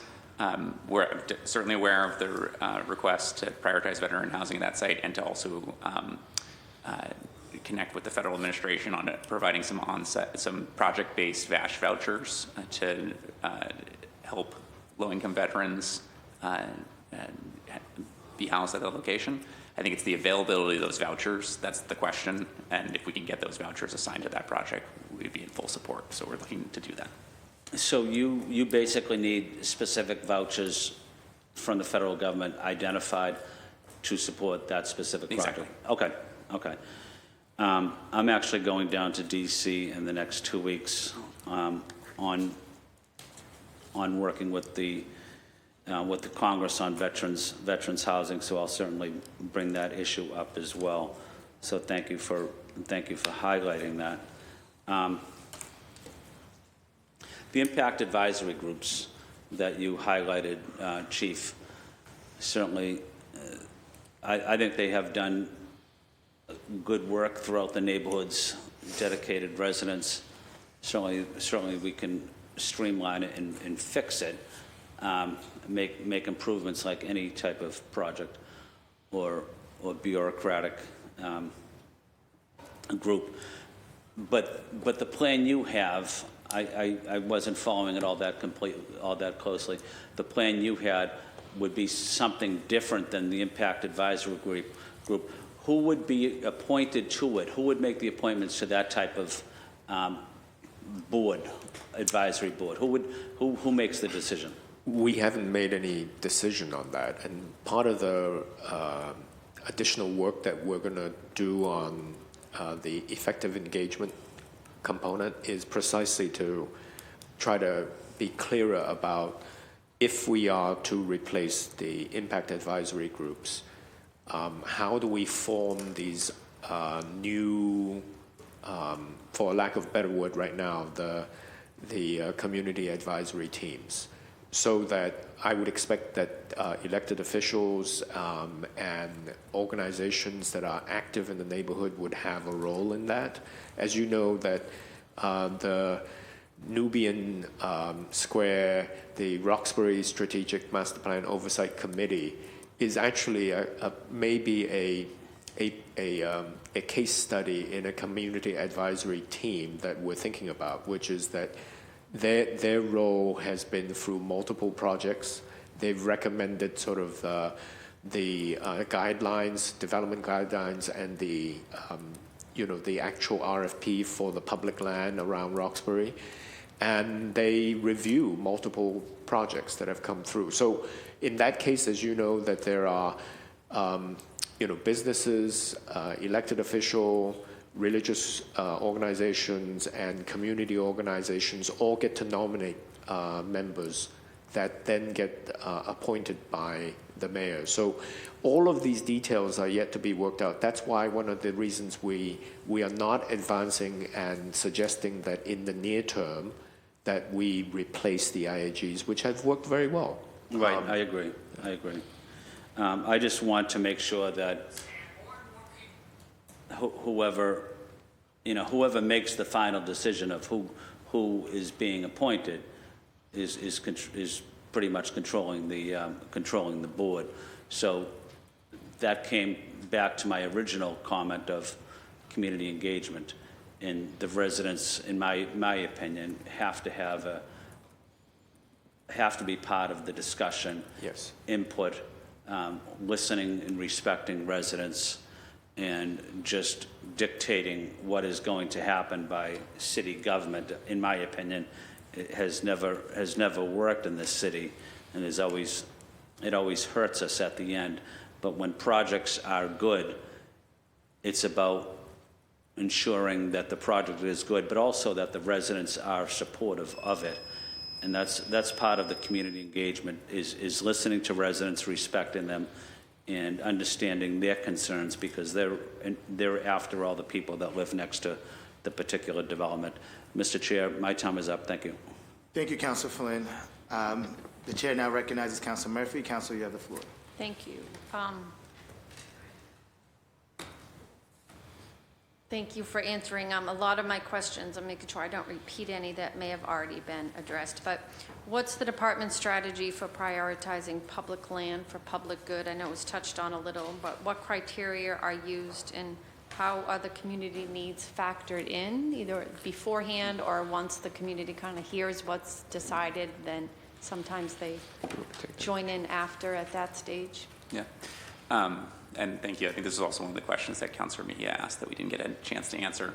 But in terms of where we're at with our public land strategy, I think it's important to start the conversation back when the mayor first came into office and she commissioned a report on looking at public real estate and where we might have the opportunity to add housing. So we comprehensively looked at every city property and identified a core set of properties that could be used through public land disposition to support housing creation. Community process is critical to that. So that report just said what is possible, right?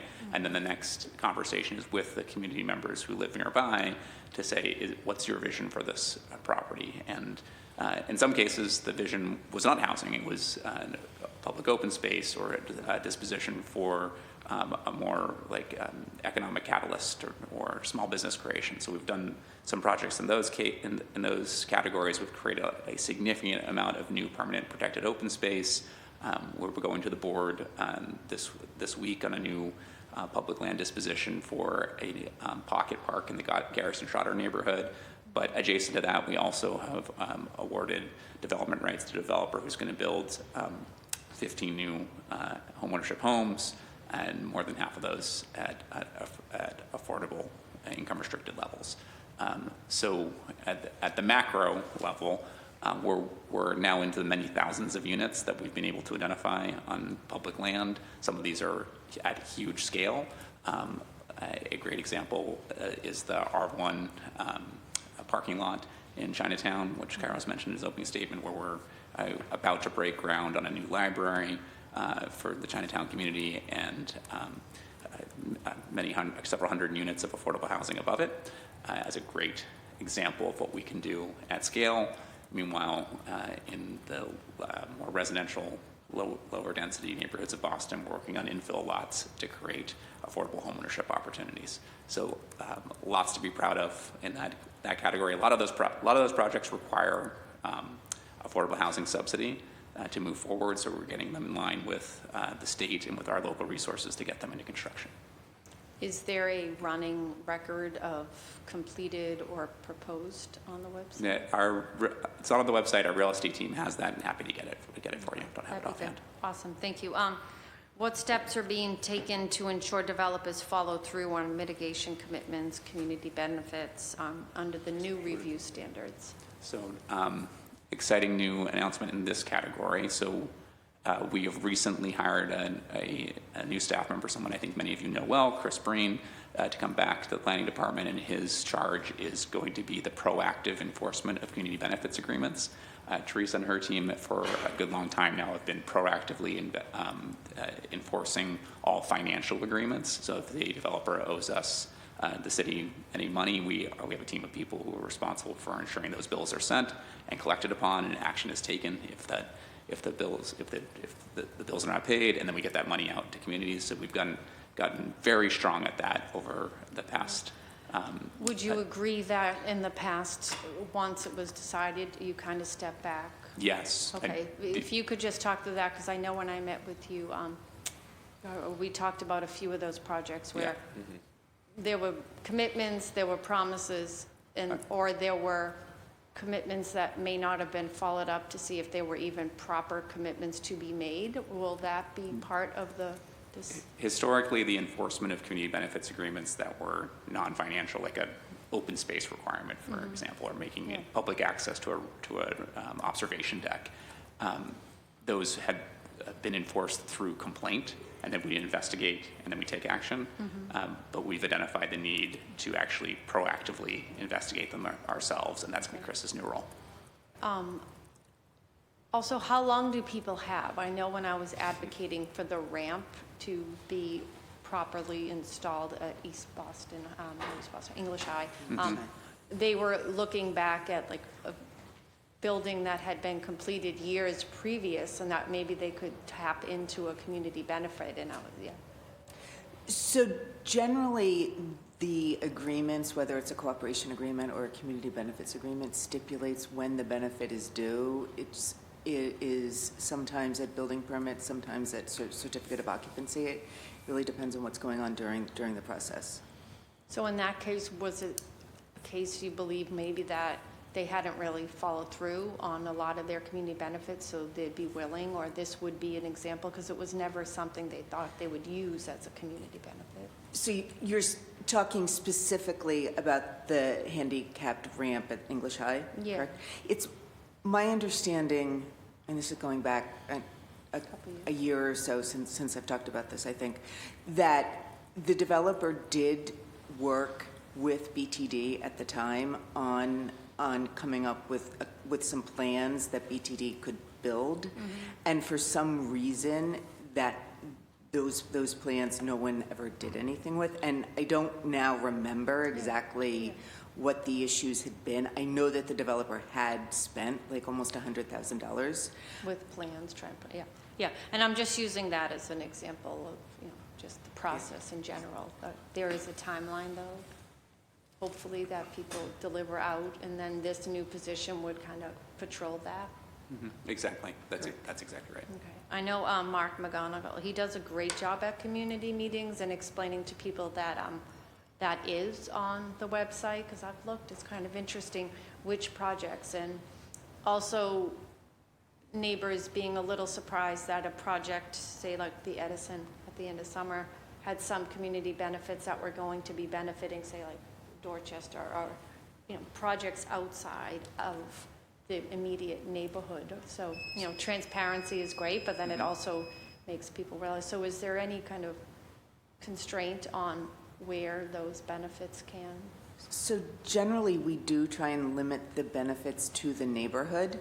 I'm not aware of the example that you just gave, but if we are doing an RFP for funds that have come from a project in South Boston, we'll limit the responses to organizations that benefit the South Boston community. I guess it's possible that an organization could be outside of, say, South Boston, but is doing work in South Boston and benefiting the residents. The citizen. Okay, awesome. Thank you.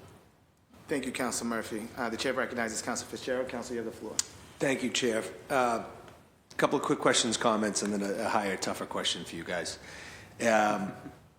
One, just a quick hit on architecture. I believe, I remember this was a conversation we had, scary to say, but probably 12 to 15 years ago. I think I had just come back from my first trip to Chicago, and I said, hey, I know who to talk to about architecture, and went into your office and you agreed, but I constantly for better architecture in the city, and I think I've said that before in front of this, you all, just want to keep consistent there. The CAT, I just want to be wary of CAT, sorry, the empowering, it's almost like, I know the IAGs, and I remember advocating for getting rid of IAGs when I was a project manager, saying that it gave too much to too little of people.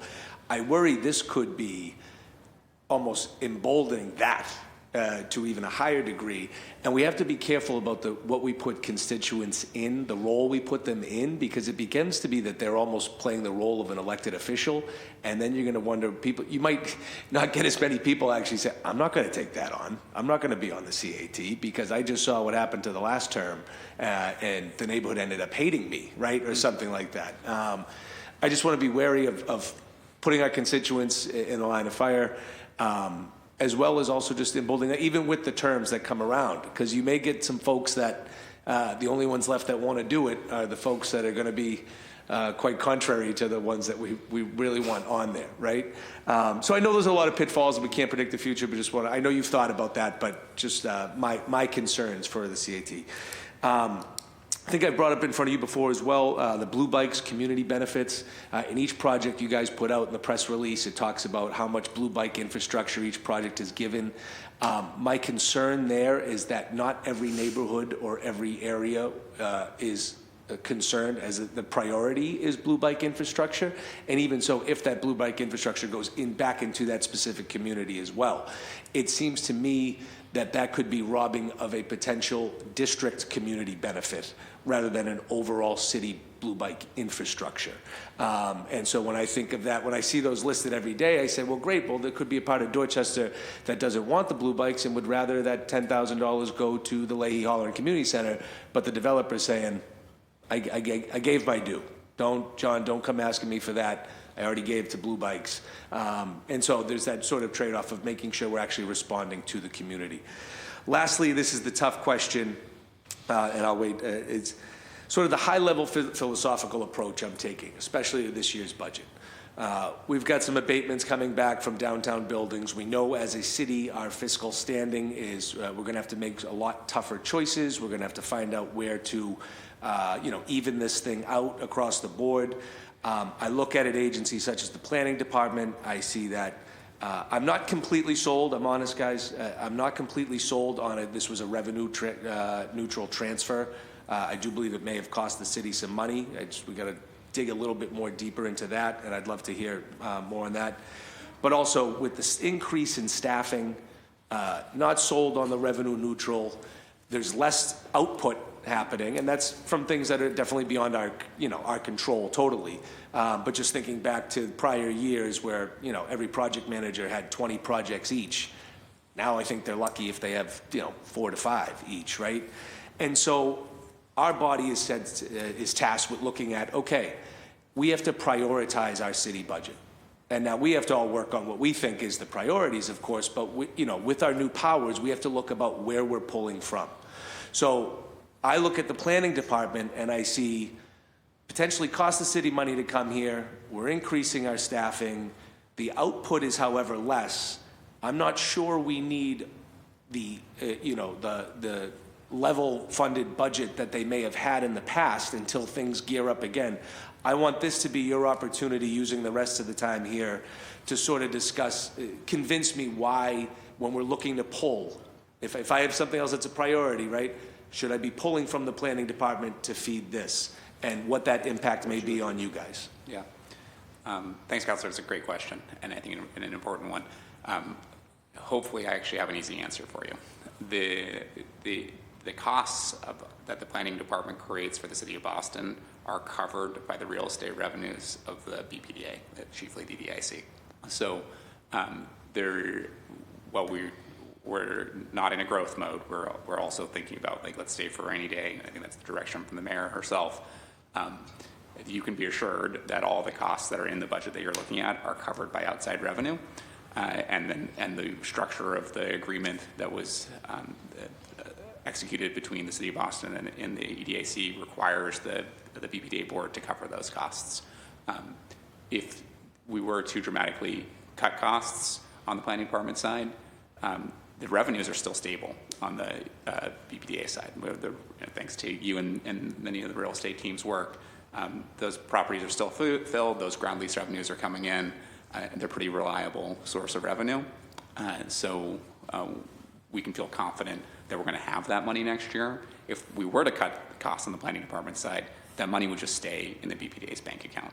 So I think our answer is we put together what we believe is a very well-structured budget that is prioritizing the future growth of our city and using any, while there has been a little bit of a slowdown in our project manager workloads, we have the time and the space during those moments to do more zoning work and more work to prepare for the next cycle. That said, they are pretty busy too. I don't want to say that we aren't, because 2023 was actually the busiest, most productive year on record in terms of approvals at the BPDA board, the second largest in the past decade. And we've had some pretty big years over the past decade. In 2023, well over 16 million square feet of a development was approved.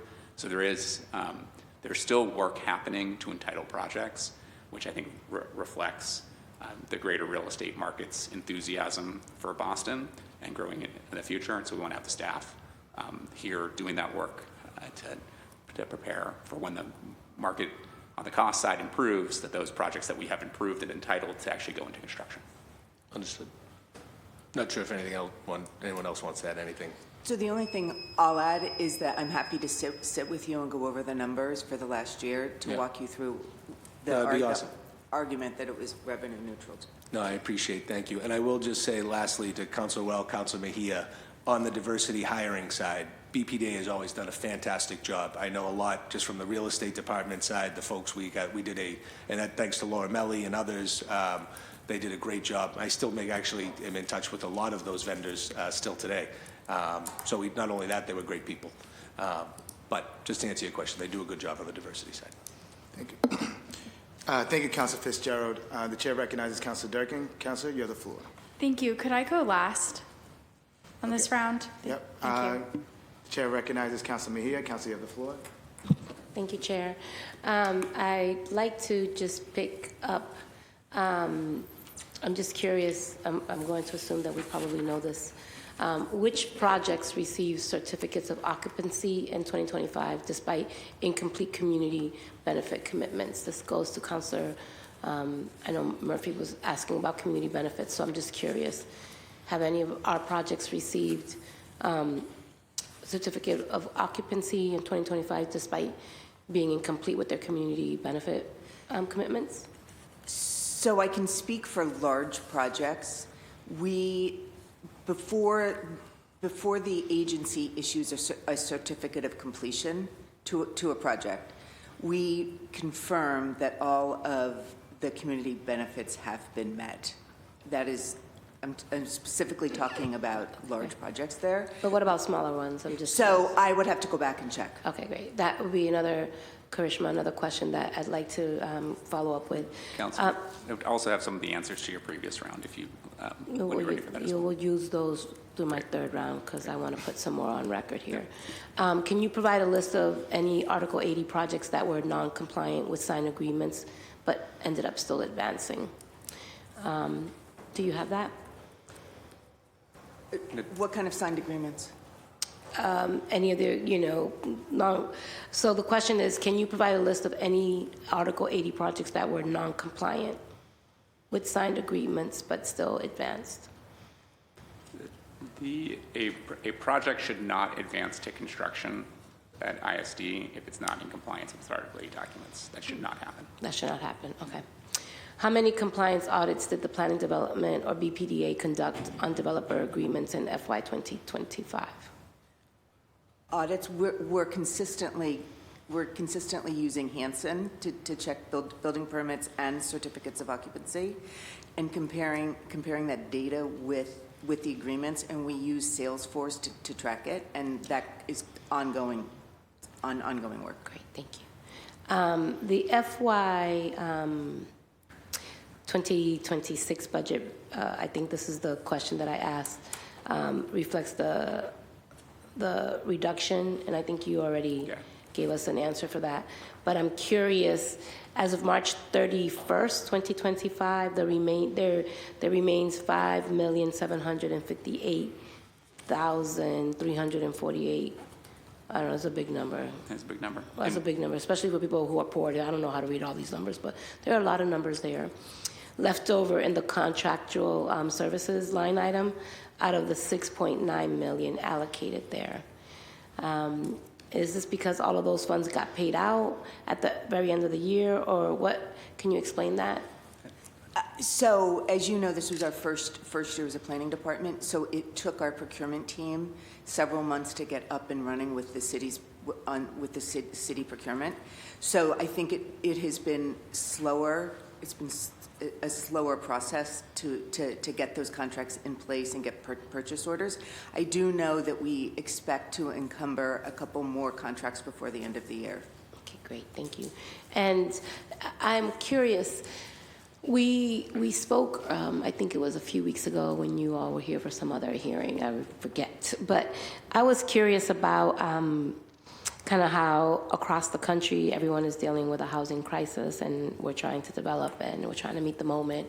The mayor's home rule petition failed in the State House for rent stabilization, and so here we are still in the midst of this housing crisis.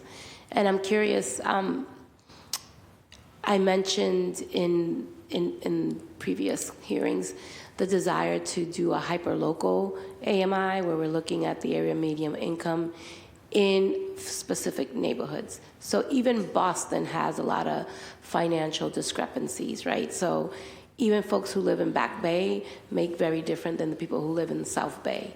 And so I'm curious about kind of how the city is planning with the understanding that there are a lot of income instability and discrepancies. Like, what is the plan for that? So in our planning work, we recognize that different neighborhoods sort of how much affordability and need, I think, of the residents. So I think we still use the same AMI measure because so much of the state, federal, and other funding that can help with producing affordable housing uses that same measure for the region. Right, but what prevents us from thinking outside the box and doing something that on a municipal level really addresses the housing crisis here in Boston? We can and often do the conversion of the metro area AMI, which is often quite high, to the local, hyper-local, to your point, AMIs so that we can convey what are the AMIs in East Boston, what are the AMIs in Roxbury, and they are significantly lower than the greater metropolitan area. But ultimately, the way we use AMIs is to establish the income-restricted rent for affordable units. We can work with the Mayor's Office of Housing to have lower rent affordable units, but that money needs to be made up somewhere because it doesn't change the cost of construction. All right. So then I guess my question then to follow up to that is, what is the return on investments for developers? How much money are they making from their investments in the city? And is there an opportunity to tap into those dollars? So that's what, for market rate development, that's the inclusionary zoning policy. Right. So we are requiring 17 and 20% of all units be affordable, and a development cannot proceed forward or get a new approval if it doesn't contribute that. Because I'm just figuring out that somebody has to pay for the fact that so many people are being displaced, and at some point, if we can't get subsidies, we have to figure out where it comes from. And at some point, we're going to have to start targeting folks who have, right, in order for us to really be able to sustain and to stay here, because people are being displaced at alarming rates, regardless of whether or not we're making efforts to keep us here. The people who can't afford to live here are the ones who are being most impacted by the planning and development department. Not targeted, but just based on the situation that we find ourselves in. I'll just wait for my third round of questions to get your answers to the other ones, and then I have some additional ones that I want to put on the record. Thank you. Thank you, Councilman Mejia. The chair recognizes Council Coletta Zapata. You have the floor. Chair, I'll reserve my questions about ground floor retail on our one-on-one for C-Fraud because it is very wonky. I will, I'll go to climate resilience, and just thank you so much for your work and your leadership in this space too. general question of how is it going with the creation of the Office of Climate Resilience in terms of partnership and coordinating projects and all of that. And then my second question around climate resilience is around the Charlestown Navy Yard, Little Mystic Channel, just about where that fund is coming from to contract out with Arcadis, if that's coming from the BPDA or the Planning Department. I'm not sure if you have that answer. Pretty sure it is. And how much that contract is. Because they're doing the feasibility study right now. Yes. Yeah, Yeah, it's BPDA. The Arcadis contract is being run out of our climate resiliency implementation team. And my understanding is Arcadis is a consultant under the BPDA. Okay. So are we utilizing funds from the Navy Yard to pay for that contract or consulting? And we can get back to you. I think there's also some federal funds that we've been looking to deploy in this area as well, so we should get you a comprehensive answer as to the Navy Yard. Ultimately, I guess to answer the big picture question, this is the design contract, which is a small fraction of the actual cost to construct. To do the construction, we will certainly pull from Navy Yard Historic Monument Area funds. We'll pull from, we'll probably ask the city for capital budget dollars, and then we'll be looking to the federal government to support through the Army Corps of Engineers or other places. Okay. Thank you. So you do think that this may be, well, the Army Corps of Engineers, that's probably a decade down the line. So is that the timeline you think of when we would start construction, or would we move forward and then try to get Army Corps of Engineers funds? It depends on, basically the scale of the project. Very happy to share that on the other side of Charlestown, near the Schrafts building, where we have a different flood incursion path, we're in the final stages of construction design for a deployable flood barrier that will close that flood path, and that's expected to be constructed in the next year. But that's a much smaller investment. That's, I think, probably like a $2 million investment compared to hundreds of millions of dollars for protecting the Navy Yard. So for projects that are short-term risks, that have reasonable costs and high ROIs, we're taking on those costs right now. Mm-hmm. Chris Osgood and their team can walk you through the details of the strategy. But we know we've got billions of dollars worth of climate resilient work, flood resilient work we need to do, and we can't wait. And so that's what the team is doing every day. Okay, excellent. And to the first question too of how is that coordination going? I meet with Chris monthly. Probably talk to him even more than that. But it was supposed to be the centralized hub to chase after those federal and state dollars, but work in tandem with you in the Environment Department. How is it going so far? It's been about a year since. Excellent partnership. I think Chris is a tremendous leader, as those of you know him know. He works very closely with Rebecca Hansen, our real estate director, and Rich McGinnis, who runs the climate resilient work on our side. And we have a whole team of coastal resilience delivery team members that also work with the folks in the Office of Climate Resilience to do what today is really focused on community process and design work. But in the future, we'll be tied in very closely with our capital construction team, which has, based on the real estate that we own and the experience that the BPDA and now the Planning Department has had in this space, has done a lot of maritime work. So we're going to bring that expertise in maritime construction to deploying these projects as they move through the design phase and into the construction phase. And the next big question is how we're going to pay for it. Yeah, exactly. The $4 billion. Yes. How is the Long Wharf coastal flood resilience planning and feasibility study going? It's going well. Okay. I was at a public meeting now 3 weeks ago where there were two separate design options that were shared with the general public. So I think that, I guess at the end of it, there was some survey on which was the preferred scheme. So I think we know which design alternative that our team is going to pursue. Okay. That's BPDA land, correct? Yes. Okay, a portion of it is. But some of the extent of the transformation that's required extends beyond the BPDA-owned parcels, because obviously Long Wharf and Central Wharf all are connected. So the plan actually extends quite, you can't, to provide a resilience for the district, it's much broader. Yeah. Are we working hand in hand with our friends at the New England Aquarium and the Wharf District Council to make sure that our planning Yes. initiatives are mirroring Yes. exactly what they've done They already? there were participants at that meeting from those groups, and I've met with both the aquarium and the Wharf District Council to precisely talk about sort of how our work can be coordinated with their advocacy and their particular concerns. Have you gone to speak to the North End Waterfront Alliance yet? Yes, I have. Great. No, hang on. North End Waterfront Alliance. Alliance. I've been to NURA, which I think is the North End Waterfront Residents Association. Residents Association. Yes. Is it different? Same membership, I guess, but these are residents that live on Commercial Wharf that are trying to also make their property I've met design. with a few people from Commercial Wharf and are aware of some of the concerns that they've had, in particular with some of their very specific resiliency project. So I'm aware of that. Okay. I didn't know if that conversation had happened yet. I had asked you to make sure that you touched base with Cheryl Del Greco, so I try to follow up on when councillors ask me to do things. Excellent, and that leads me to my next question, which is, are we getting our public safety needs assessment in East Boston?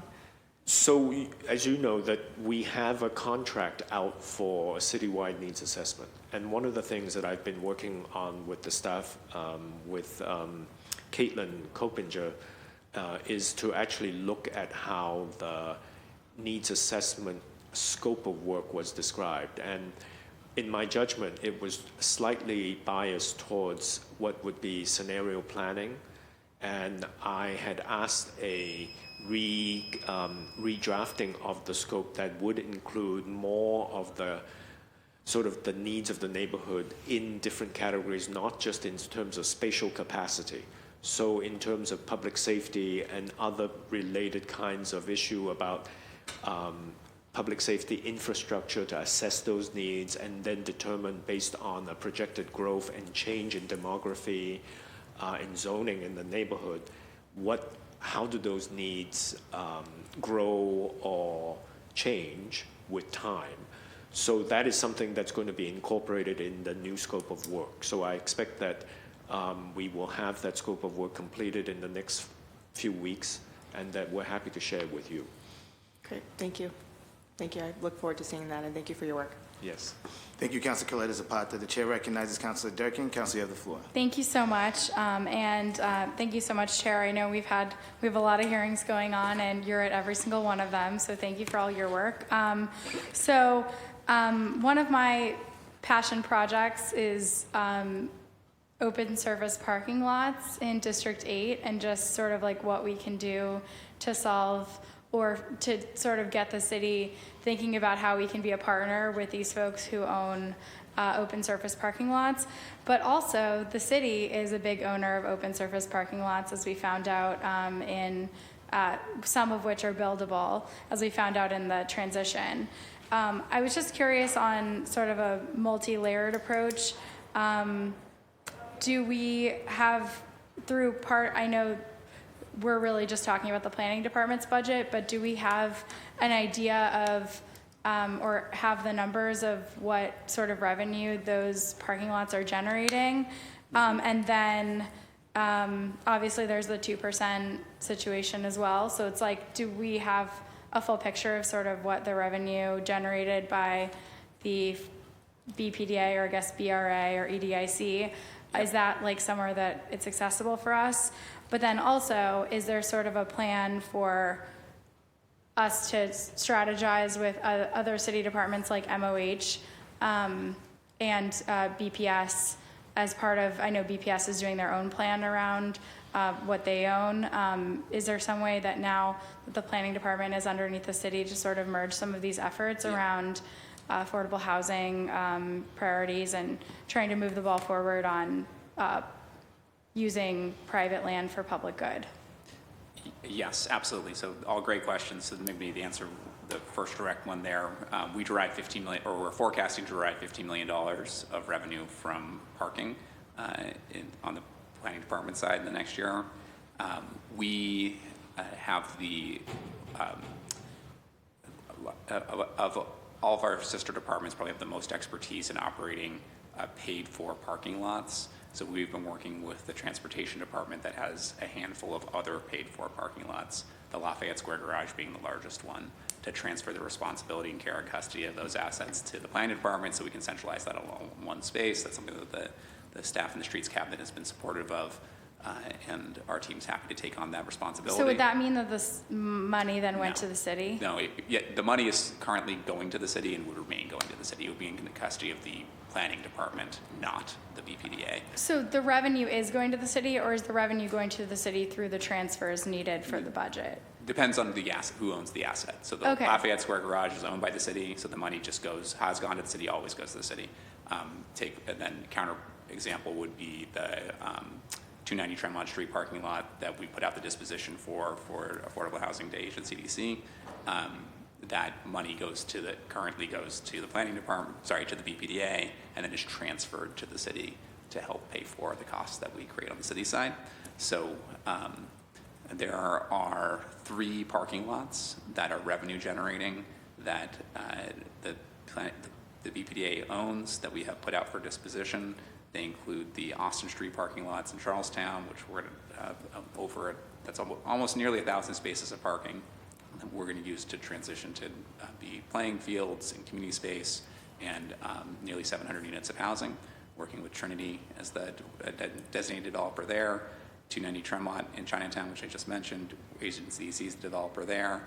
And then at R1, also in Chinatown, we're about to break ground on R1's also a parking lot, the new library and affordable housing. We've also worked in partnership with the Boston Water and Sewer Commission.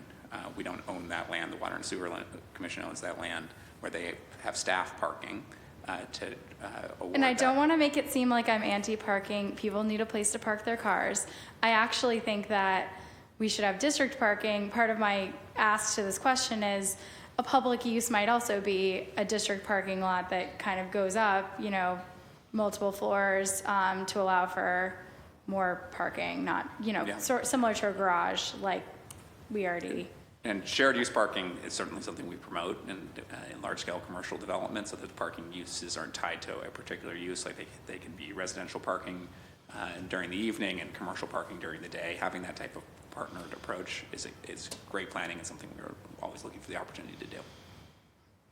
Great. And just in terms of, I feel like there's already been some progress since our last hearing, talking about developments that are stuck, and don't want to get into any individual projects right now, but I do think it's really important, and I've stated this before, that the planning department is willing to work with developers to get their project unstuck, which may mean renegotiating public benefits as part of the development process, negotiating things that are on-site, off-site, negotiating things that are, whatever makes sense for that individual development, potentially negotiating even special tax deals, agreements to make projects work. I do feel like your team is working really hard, and I just want to say thank you. I think we're all just trying to move towards a solution on some of these ghost buildings that have not been built, and I just want to thank your team for everything they're doing to, I know that we can't deal with people's financing. There's so many issues, the cost of labor, the cost of materials, potential tariffs, the interest rates. Like, this is not the city of Boston creating this situation, but I know that your team is absolutely trying to solve it, so thank you. And one issue that I think we're all aware of is inclusionary development, percentage is something that, most projects that have been approved were approved at a rate, at an inclusionary development, their IZ percentage is lower than it currently is at 20% now. I know that we're in tough financial times. I personally voted, wholeheartedly in support of that, that affordable housing, affordable housing is absolutely necessary. There are a ton of projects that are choosing to do things off-site, choosing the sort of their own, trying to figure out where to go next.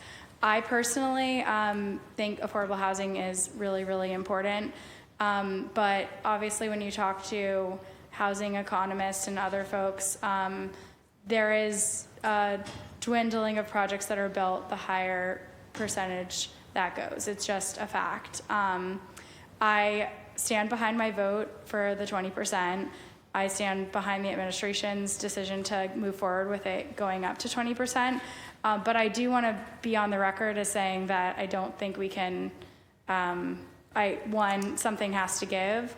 And usually what has to give is other public benefits and other linkage and other sort of things that make a project work. And I do think we need to figure out what that is. And I just want to be on the record as saying that I know sometimes in this chamber we have a conversation about how we can continue to go up.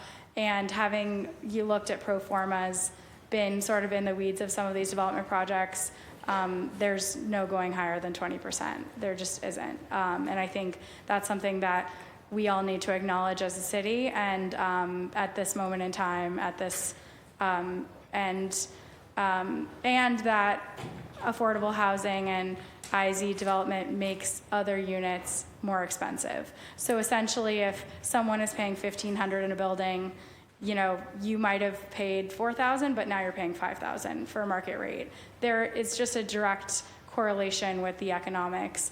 Having moved here, making $45,000 a year, and never having access to affordable housing, I know this deeply. I had to have multiple roommates when I moved here. It was a crazy roommate situation when I moved to Boston, and so I have lived this for myself of just not necessarily accessing affordable housing, but just realizing market rate means a lot of different things in different buildings, and the newer a development project is. And sorry, I know this is, I'll just punctuate this with something to think about. We do need to think about the economics of all this and just try to figure out where we're going from here. And while I'm in support of the 20% IDP percentage, we do need to figure this out there's only so many places that we can give. So thank you so much. Thank you, Councilor Durkin. I want to acknowledge that Council President Louis Jen has joined us. Council President, you have the floor. Thank you, Mr. Chair, and thank you to the chief and the entire department for being here and the work that you do. Apologies for my late arrival. I know you're probably itching to get out. It's only two councilors, but there's another one with questions. There's a point that Councilor Durkin was mentioning that I just sort of wanted to respond to quickly in what I caught of it, just in terms of the IDP numbers. And we are a city, we're meant to develop, we're meant to grow. I wholeheartedly believe that. And there are developments even prior to us passing the IDP at 20%. Like I'm thinking under the JP Rocks plan, where they're working with community, that there are some developers who were able to go up to 25% IDP. And there are projects, I believe there's at least one project with a 25% IDP. I'm just saying that it is not completely, it is not impossible. I think right now, given the economics and the numbers and the interest rate, yes, when we see developers struggling, but I just wanted to state that we have seen models in the city of Boston where working with community, especially when it comes to density bonuses or when people are building, when we allow them to build more, that they are actually able to achieve that targeted goal. And so, one of the things that Councilor Durkin was mentioning about exploring options, I know that we have the tax rebate for conversions of commercial to residential. Has there been any discussion about doing that sort of tax credit or tax rebate for developments in general in the city? And I know that there's been some exploration by the administration. If you could just, give us a little bit of insight into what the research was there and where we came out.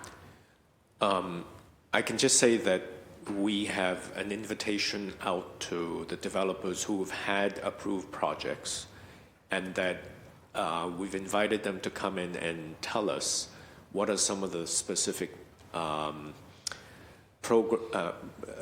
if there's any specific tool that the city has at at its disposal to help them get over the goal line and get into construction.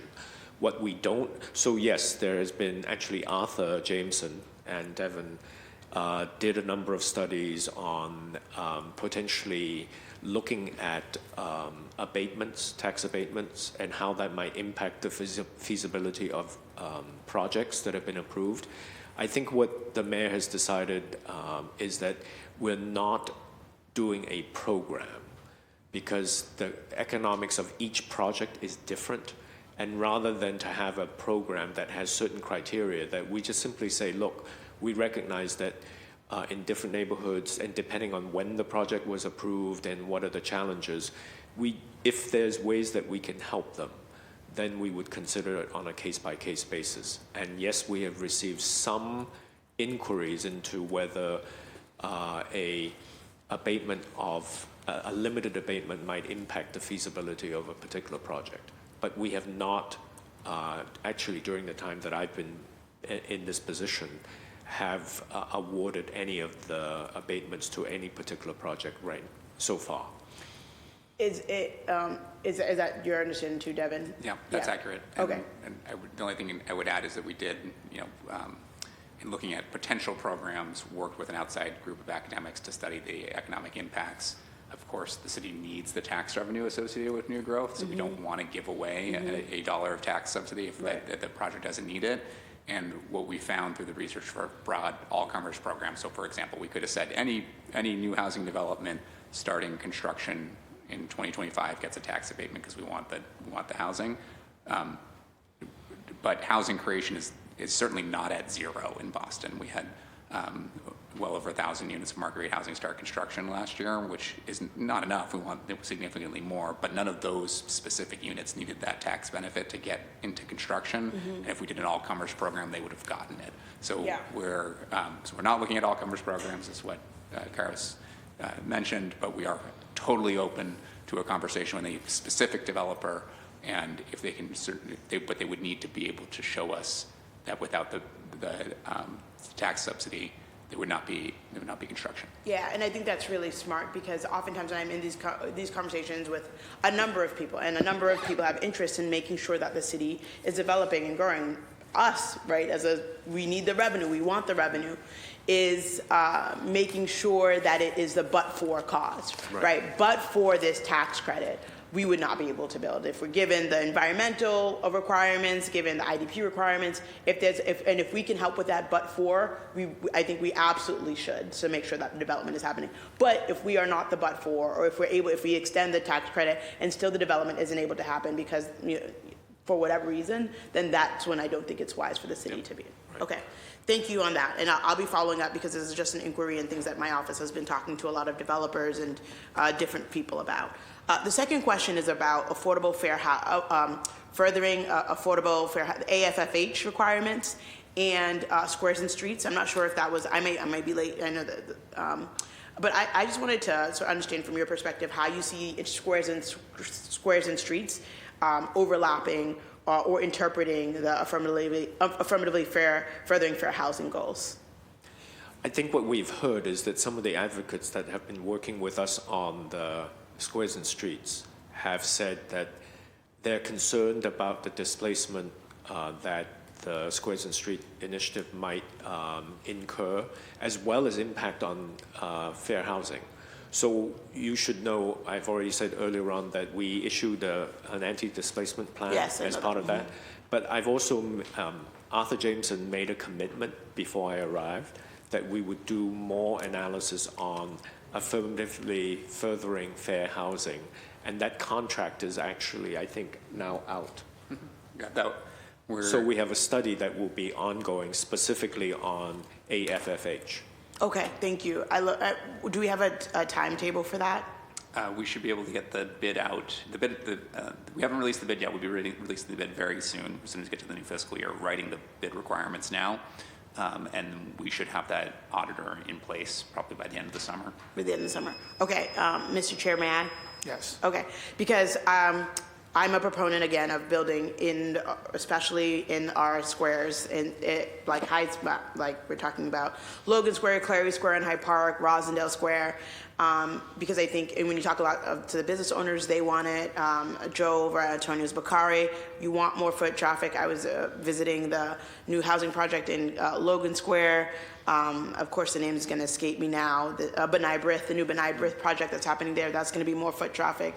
And I'm also sensitive, and as someone, I want to see a new revitalized Mattapan Square. I believe that Mattapan deserves and should be the economic center of Mattapan. It deserves to have the same economic vitality of a lot of different neighborhoods. But there is a very real question of displacement of the commercial properties. And it happens with gentrification. So I do think that there needs to be, and I know some of the advocates were proposing plans to, help protect commercial businesses, but, making sure that we are really being thoughtful about how businesses can live alongside each other, right? Businesses that are currently there and new businesses to drive the economy. I don't know what examples we're looking at for models of success where that coexisting is happening. I actually think Rosendale Square is a good example where you have longtime barbershops and beauty salons that have been there, and you have sort of the new, beer garden or cannabis shop. So I think that there are models, but I hope that we are really being thoughtful about that. Because I would be remiss, and I've talked to people who are interested in doing the Squares and Streets work, that they are going to be very thoughtful in terms of making sure that commercial tenants are able to stay, and so I hope that we are being thoughtful about that. And I'm aware of the anti-displacement plan, the advocates are aware, and still wanting to see more from the city to make sure that we're protecting these businesses, many of whom are Black and Brown, Haitian-owned in Hyde Park, in Rosendale, in Mattapan, and want to make sure that we aren't displacing them in what I think is a very well-intentioned plan of wanting to do the work of building and developing the city. And as he walks by, I also just want to give a credit to Jeff, who is always at the ready in answering any questions that my office has and in making sure we have all the information that we need. Yes, thank you. Thank you, Council President. Yeah, and shout out to Jeff. Very responsive and resourceful. And shout out to your whole team, all the project managers that are out there. And picking up on Council President Louis Jen's questions around Squares and Streets, does the BPDA have any data around housing density by neighborhood? Yes, we do. And I don't know how much of it is directly available through our website, but yes, we do have housing density and units of housing in neighborhoods. That data does exist. Awesome. And then based on that, if you know from memory, which areas or neighborhoods currently have the lowest levels of housing density? Lowest level of housing? I don't know that number right off the top of my head. Okay. The southern part of the city is going to be the lowest density neighborhoods, where we have the largest lot sizes and the most amount of single-family housing. Right. So I'd hazard a guess. West Roxbury compared to Rosendale, I don't know, but I would say those two neighborhoods in particular are probably, and Hyde Park probably also. But how they rank, we can certainly look into it. Right. I guess my question around that then is, if we're looking to increase housing production citywide, it seems like those areas, right, the areas that have the lowest housing density could offer real opportunity. So can you talk us through, right, how housing density influenced the decisions around where we began Squares and Streets and zoning reform?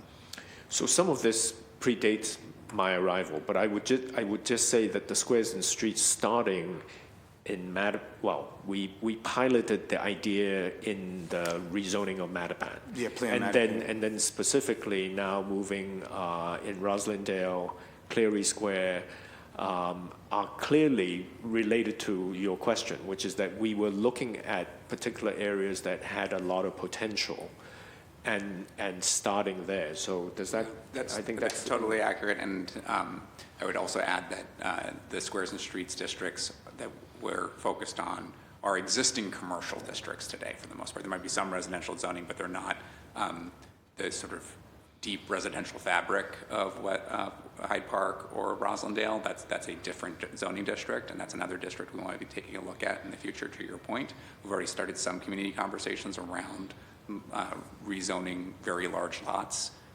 and in the southern part of the city. Part of that is to enable accessory dwelling unit construction. We're the only city in Massachusetts now that you can't build an ADU as of right, because we need to do the rezoning that's necessary to support that. And so thinking about how you might be able to capture a little bit more land in some houses on very large lots to build out a second unit and create more housing for us Bostonians is a very economical way that benefits both existing homeowners and future residents to add housing. So that's something as a conversation, we've now started and are working toward. Yeah, no, and I completely get it. Like, but Squares of Street does have a radius that does go into the neighborhoods to upzone some of those neighborhoods that have higher densities than other parts of the city. So I will push back a little bit, just saying that, you know, I believe like it offers more opportunity, right, to start where we are at the lowest density. According to Boston IDP Analysis Policy Report, and I think I brought this up a few times, white residents are disproportionately in 1- and 2-person households, which would only need a 1-bedroom unit. Black residents are disproportionately in 5-person households, which would need 3 bedrooms. When we approve a disproportionate amount of 1- and 2-bedroom units, does the planning department acknowledge that it favors certain racial demographics or socioeconomic status over others? Well, there's no question that it favors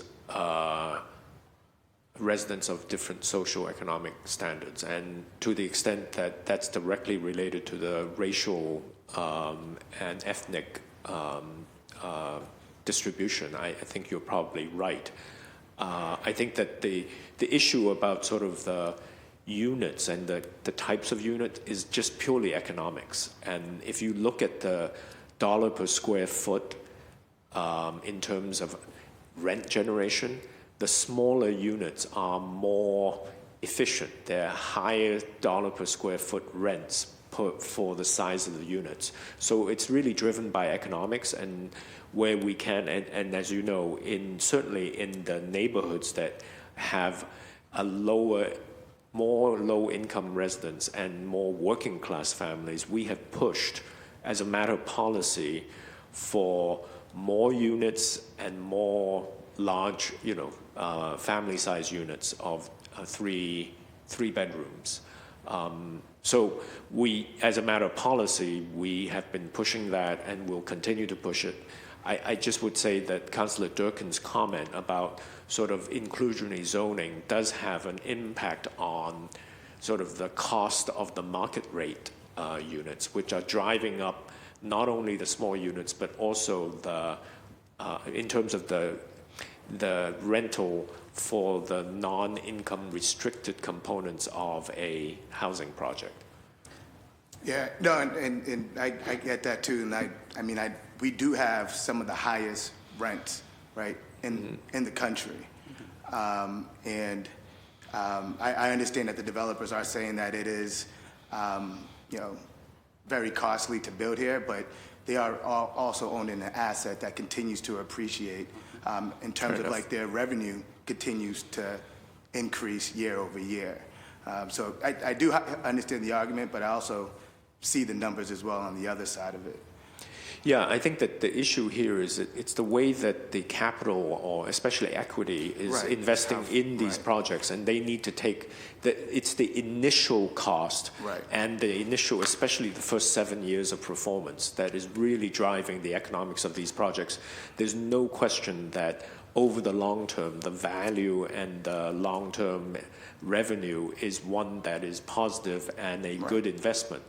And I've stated this elsewhere, that one of the issues here has to do with the kind of proliferation of housing as an investment commodity. And that's a larger market shift that certainly when I joined the city 30 years ago was not the case. And I think that this policy at a higher level, maybe at a nationwide level, is required, because before, the first REITs were primarily commercial property REITs in offices and so on, and now residential REITs are one of the most profitable kinds of means of investment. So this is a larger question about how we have commodified the built environment, and actually the types of capital that are coming to build our cities, build our housing, are coming from all over the world, and they are agnostic to our particular concern. So that's a larger market issue. I wish that, that's why I think we have to tackle this housing issue, not just at a local level, but at various levels of government and levels of policy. No, thank you for that, and I do agree. And as a city councilor, you try to just work within, but then, you also need to advocate up for sure. Can I just say that there's one bright spot here, which is, one of the work that I was doing over at MIT was to think about the social obligations and performance in investment in general. And as you know, in the last 5 years, ESG is an explicit, or were certainly in many countries, is now a requirement, so that investment funds now have to demonstrate how they're meeting environmental, social, and governance performance. So to the extent that if we continue to push for ESG performance, for REITs and for other investment vehicles that are investing in real estate and in housing, that's one bright area, and I would like to see us adopt what would be Boston ESG standards that actually investment funds could say, well, we've met the City of Boston environmental, social performance in terms of the actual pricing of the product that we're investing in. So I think that there is room potentially to go in that direction. But that, as I said, has to be deeply ingrained into our way of thinking about investment, which is that investment should not just be to build personal and corporate wealth, but to actually build communities. Right. No, and that's the way of thinking. I think we need to build, and I know it doesn't happen overnight, but it's the conversation I want to continue to push. The chair recognizes Councilor Mejia. Councilor, you have the floor. Thank you, Chair, and I really like your line of questions, and I'm going to pick up a little bit where you left off and just dig a little bit deeper for my own edification and for those who are tuning in. Going back to the back end in terms of the financial rewards that a lot of folks who are developing here in the City of Boston have, can you just tell me kind of what the return on their investments look like for every build that they have? What's the financial? So the return on cost I'm seeing right around 6% for projects is what I'm seeing. Now that's a different from IRRs, which are time-based.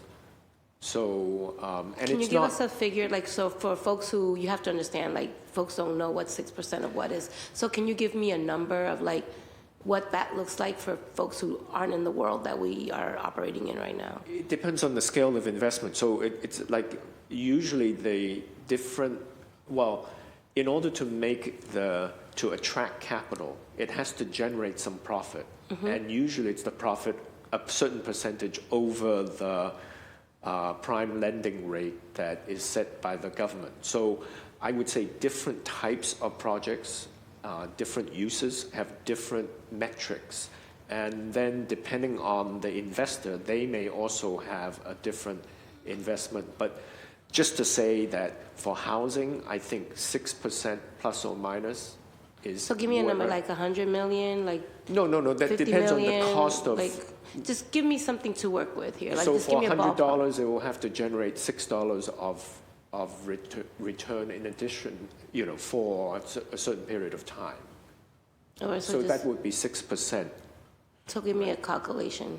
Yeah, I think Councilor Mejia is looking for A number. an average, An average. build out or Yeah. development. I think it's that good has to gone know on. that. I think it's, as we're talking about planning and So development. rather than to do that right off the top of my head, Okay. because this is obviously a hearing, I'd like to be able to provide, let's say, a typical project of a certain size. Are you interested in a, let's say, 50-unit Yeah, let's do that. residential? Yeah. So let us put that together Yeah. and get back to you. Only because if we're thinking about how we can keep people here and in ways that we can potentially close the wealth gap here in the City of Boston, I think who tends to benefit from all of this amazing production that we have going on here, right? And so, like, who really is benefiting at this point? And there is a lot of concern around displacement in the city of Boston. So I think those numbers would be helpful for us to know at some point. And I know you said you had some questions, answers to my questions. Absolutely. But before you dive into that, I want to add a few more.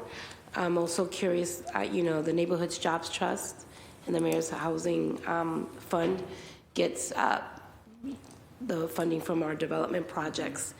And I'm curious, when was the last time we audited those funds in terms of just the return on those investments? Do you have communication once those dollars get earmarked over to the Neighborhoods Jobs Trust, or no? So those monies don't come to the BPDA, they go directly to the Treasury, and the city's auditor and treasurer are responsible for those funds. But the amount that we get, you do have a role in that, right? So, I mean, the city gets a copy of the DIP agreement, the Development Impact Project Agreement. They get a copy of that, and that's what Who they negotiates with them? Like, It's not a negotiation, it's a It's a formula. formula. it's a formula. formula. So you It's a guys formula just based on automatically. square Just a formula. footage. Yeah, okay. So the reason why I'm asking is because I've been intrigued by adding another fund to that existing pool of money. And I'm curious really about the displacement of folks and creating a fund for a displacement tax of sorts, right? Because if we can't afford to live here, someone has to help support those who have been pushed out of our neighborhoods, who are now traveling from Brockton and Stoughton. They can't afford to live here, but they still have to commute here to go to work. They still have their lives here. And so there's a hardship tax that, I know we should not be talking about taxes given the fact that we are already struggling, but what would that look like? So the linkage rate for commercial development, which funds the Neighborhood Jobs Trust and the Neighborhood Housing Trust, are set after a linkage study. So you have, then under state law, we have to perform an analysis to determine that the new fees that we are charging are in line with the new costs that the development burdens the city with. So we've performed those nexus studies in the past that help set that formula, and then the per square foot rate is charged to the developer and collected by the Treasury. We wanted to expand that to a new linkage use. We would need to perform a similar nexus study and then promulgate regulation that allowed us to charge that fee. Yeah, I'd like to explore that in the future. I think that folks are feeling the crunch, and people are worried about being able to stay here. Rents right now for a 2-bedroom, I think, is like $2,800 or $3,200 a month, and we allow that to happen. And so it's alarming for folks. So why don't I use the rest of the time that I have to hear some of your answers? Happy to. So you asked about the assessment of fair housing and the monies that have been allocated to performing that assessment. It's $200,000 that we're putting into this year's budget to perform that assessment. You asked about the accelerator fund and the status of that. It's a $110 million fund. Councilor Well also asked about this, but we have $50 million set aside for public housing.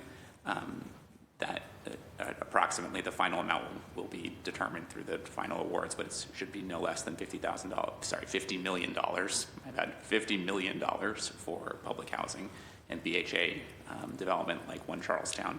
To get an update on that, we need to ask the BHA. The question was about how much of it was for rental versus homeownership. Yeah. So for the remaining $60 million, we anticipate about 50 to be for a rental development and at least 10, but perhaps more for homeownership development. And do you know when we'll have a clear, definite kind of? So for the update on the homeownership side of this, that's being run by the BHA and the Mayor's Office of Housing, so I'd have to defer to them.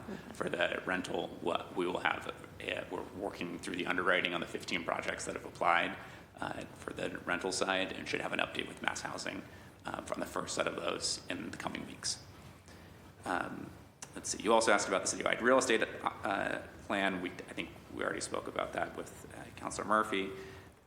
You asked about how much housing has been built under $50,000 that people making under $50,000 a year could afford. Yeah.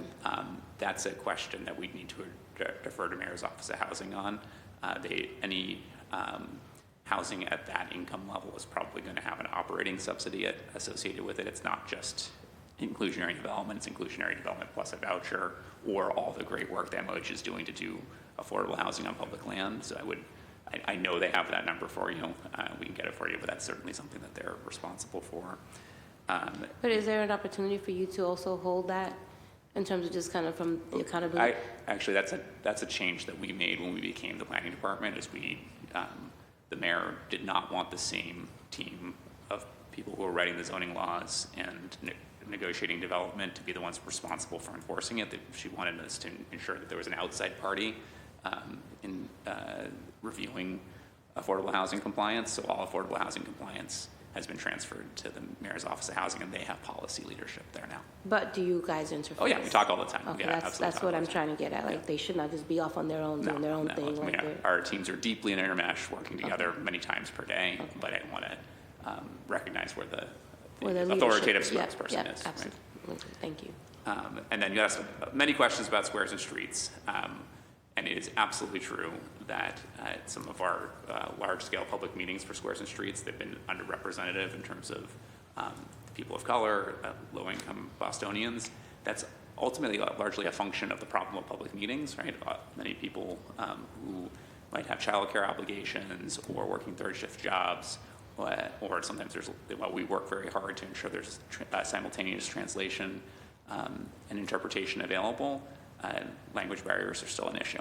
So what we've tried to do is while we have increased outreach in terms of telling people where our public meetings are being held, we're also not totally reliant on public meetings. We also did small business walks, Spanish language small business walks. We did meetings conducted in Spanish and translated into English. What's the budget look like for that? That's what I was trying to understand, is like the investments that are being made to help support that. That's what I really want to see what the return on those investments. So I only have a piece of the expenses. So as you know, when we became the planning department, contracts that stayed on the BRA side or the EDIC side stayed there until we expended them.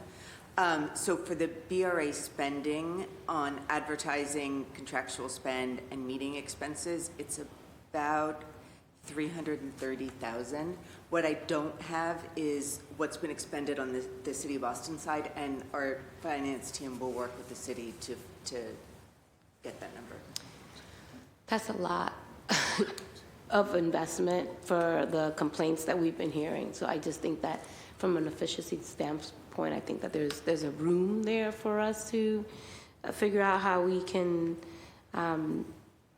increase capacity. I used to run my own nonprofit organization, and I didn't have $300,000 to work with, but we used to turn out lots of people to participate because we invested in things that we knew were barriers.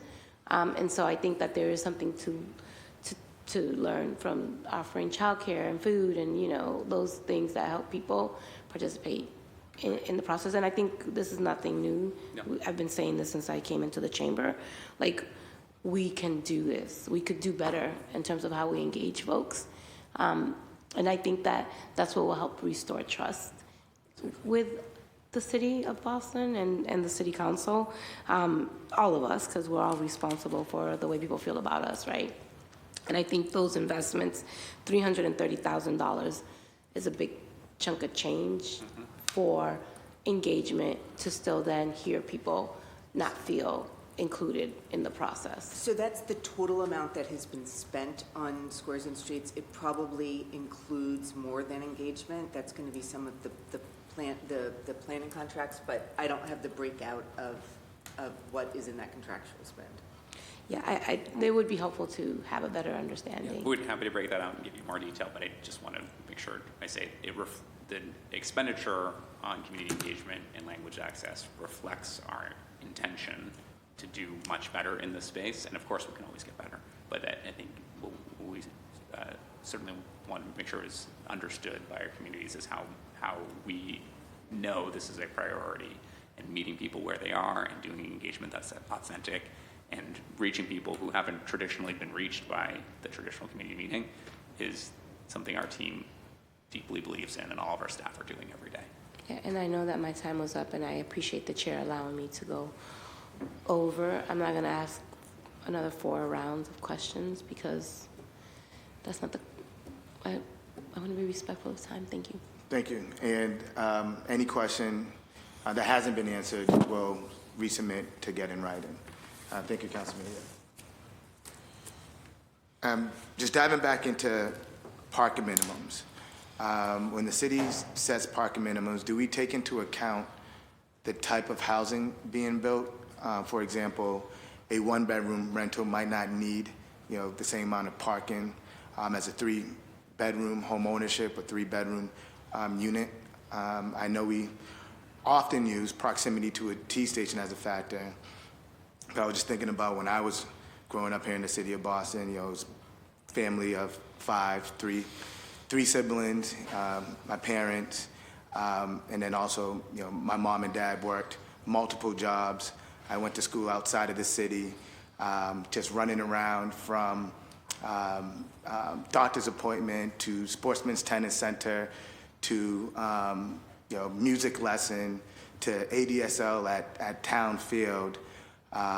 Do we take amenities, the lifestyle, percentage of people working multiple jobs into factor when we're setting parking minimums? I think a comprehensive plan that looks at the makeup of the neighborhood and the types of residents should do what you just said, which is to account for the needs, like what is the parking needs for the current demographic in a particular neighborhood. That's the kind of work that I've already mentioned that we're doing as part of our needs assessment. So it takes into account not only the demographic, but the infrastructure that's available to each neighborhood. But for the development side, which is so we can set these district-wide parking ratios, which the transportation and department and streets now have the lead in, and then we apply them.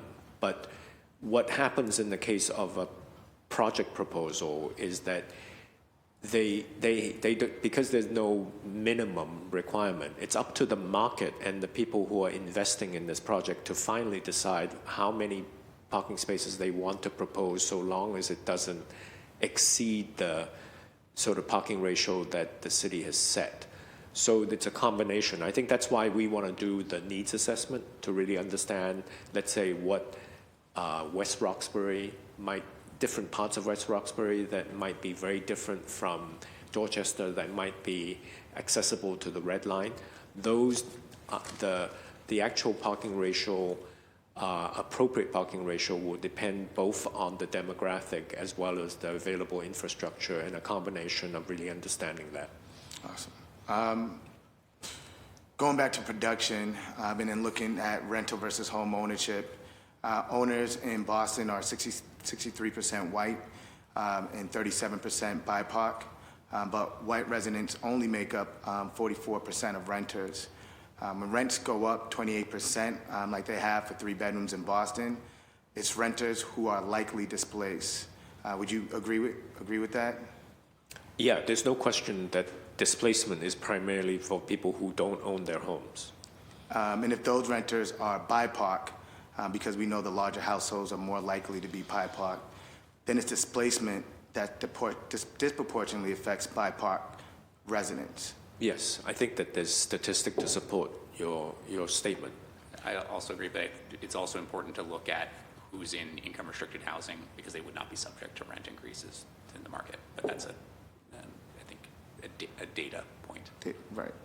And then my question is, what is the planning department trying to do, or can you talk about how are we leveraging our relationships with developers to increase more home ownership opportunities in areas that have higher concentrations of BIPOC residents in low to moderate income communities? Well, the one tool that the planning department controls is the zoning, which zoning essentially is the foundation for the value of the land. So, to the extent that when we have served as the agency or the department that actually negotiates what the incremental zoning might be, we've had that power. As we go to as of right zoning through the squares and streets, we are trying to go from a regimen where the former the BPDA were negotiating that to one that actually hopefully will allow the market to adjust on the pricing and the cost basis of the land. So in a fully reformed zoning world, what we hope is that there's a better pricing of the land and also a much more expedited permitting process that will reduce the friction and cost of developing. That would be directly lead to more housing unit production, and with greater supply, there would be a moderation in the rent and cost of, or the increase in the cost of housing. So, there is an argument to be made that for big projects, right, where there's a lot of, let's say, opportunity for increasing zoning and development rights, I think it's still appropriate for the planning department to negotiate the incremental zoning developments. And so if you look at a recent development such as the Enterprise Research Campus, which is the Harvard Alston Land Company in Tishman Speyer, I think that is an example of how the city was able to leverage a really good outcome with greater levels of affordability. But that's a special case. I would say that the other approval for Dorchester Bay City in Dorchester also, I think that through that planning process and development, the permitting process, that the city was also able to leverage a very significant amount of affordability through the incremental density that the developer got in that instance. Right. And I do agree that it's a give and take. It's a negotiation with the developer, the city, and the community. But once it becomes as of right, I do have some concerns, right? Yeah. Because we are putting a lot of social responsibilities on a developer that are primarily driven by their investors, and that means to try to find ways to drive up their return on their investments. So I do have some concerns around that, and would love to see, I guess, more checks and balances, especially in those areas where, based off of the displacement map, right, where there's high displacement, not only now, but in the past as well, and then just trying to make sure that we're stabilizing communities that have been destabilized for a while here in Boston. I'm going to ask a couple more questions, and it's still kind of leading around what I'm seeing on the ground in the district, and especially when we're changing the zoning. It's a developer proposes to redevelop 2 triple-deckers right next to each other. It's a total of 6 3-bedrooms coming offline. And it's probably even more than that because, as these 3 bedrooms have living room and dining room sometimes, and sometimes those living rooms and dining rooms are being converted into bedrooms, right? So it could possibly even like 4 or 5 bedrooms that are being taken off the line. The new developer adds, 16 units of housing, but it's, 8 1-bedrooms and 8 2-bedrooms. But what we have done, we just displaced 6 families who need 3 bedrooms, and we often hear that new housing doesn't cause displacement, and in many cases, that is true. But the real issue isn't just about how much we are building, it's what we are building. When we fail to produce the types of housing our communities actually need, like family-sized units, affordable home ownership, and deeply affordable rentals, that's when displacement happens. It's not the number of new units that pushes people out. It's when we design them out, right? We design and push people out through those affordability and the type.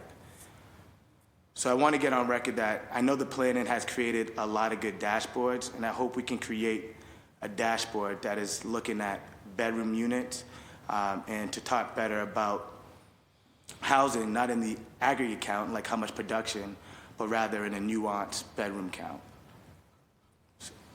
It's a good suggestion. This is something that we should track.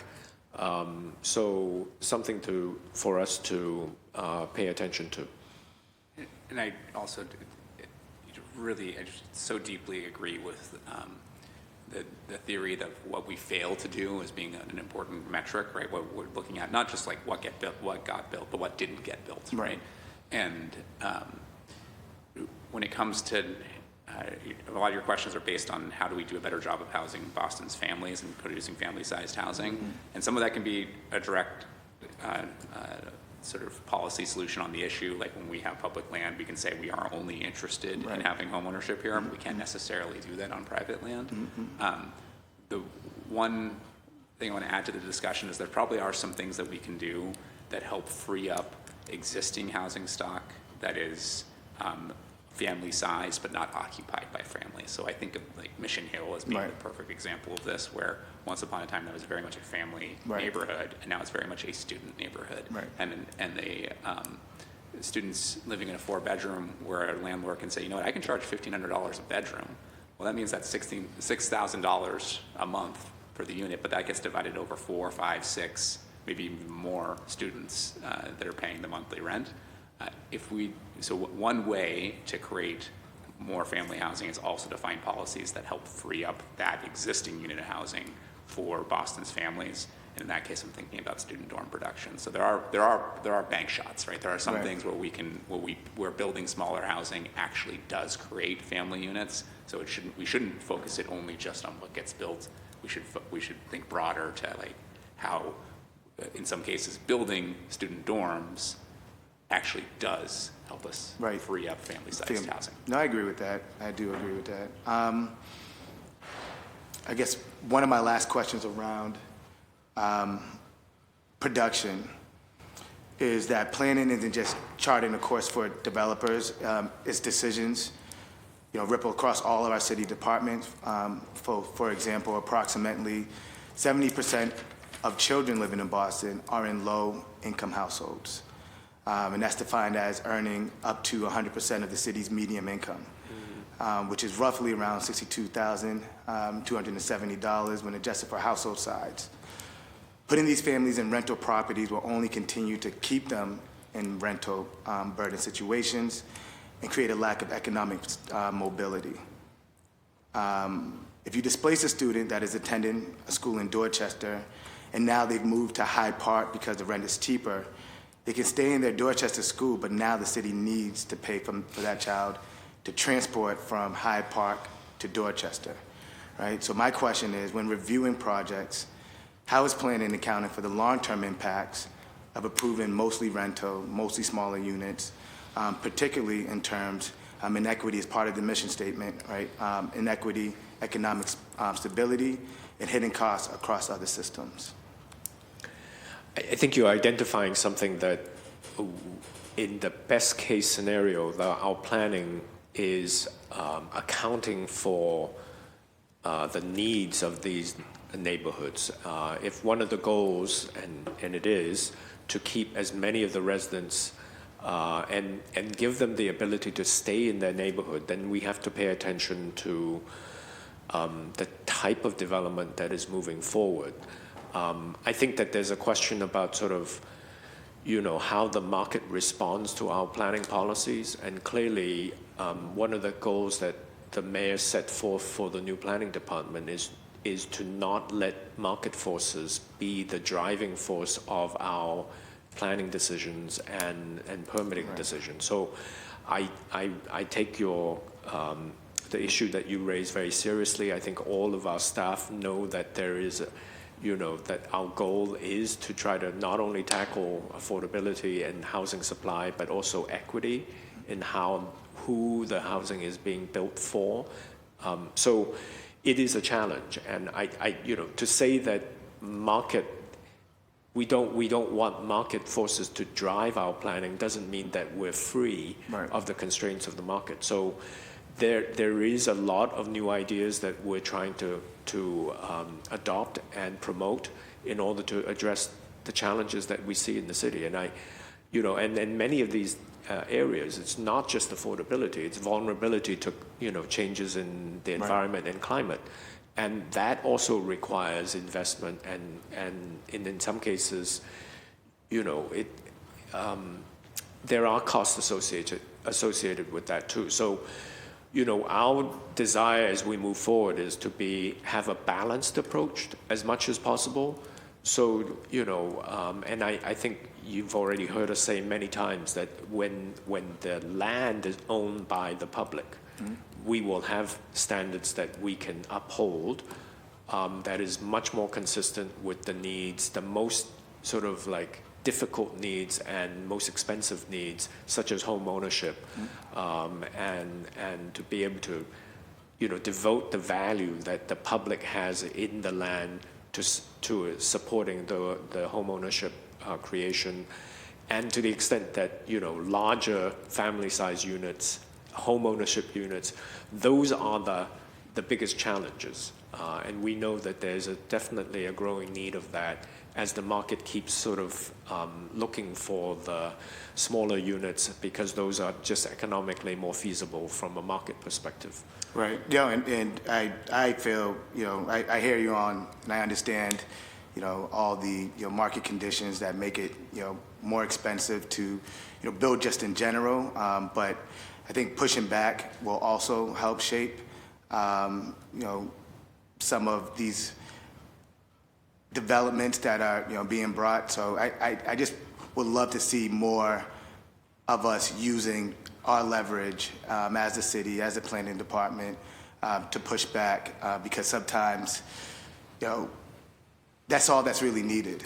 I've had a few examples, right, where we have pushed back just a little bit, and we have been able to flip some properties and some developments, kind of a little bit more 3 bedrooms. So I believe if we do continue to just push back, that we can start seeing more of these inventories being created, especially in my district, that I believe it's needed just because of the displacement map and the loss of home ownership with BIPOC residents.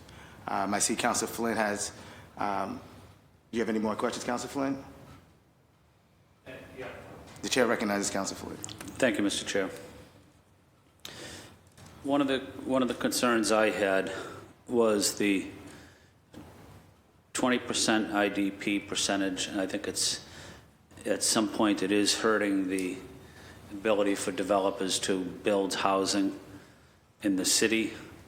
I would like for us to at least have a conversation about reducing that number, especially during these economic challenging times, so we can get projects built.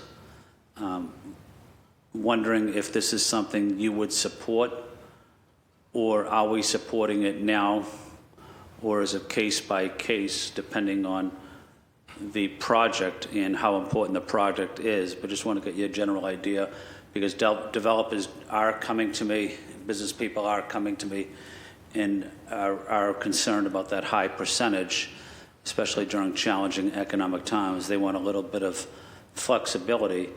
If they had that flexibility, maybe we could build more housing. And is this something you would consider?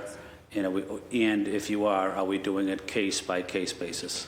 So just so that we're clear, we are not considering any adjustment to the current inclusionary zoning requirement, because I think that when we did the analysis, that we found out in the analysis, we saw that many of the development were already providing 17%. And so we also this administration gave 2 years after the completion of the study, to adopt the new inclusionary zoning requirement, which is enforced now.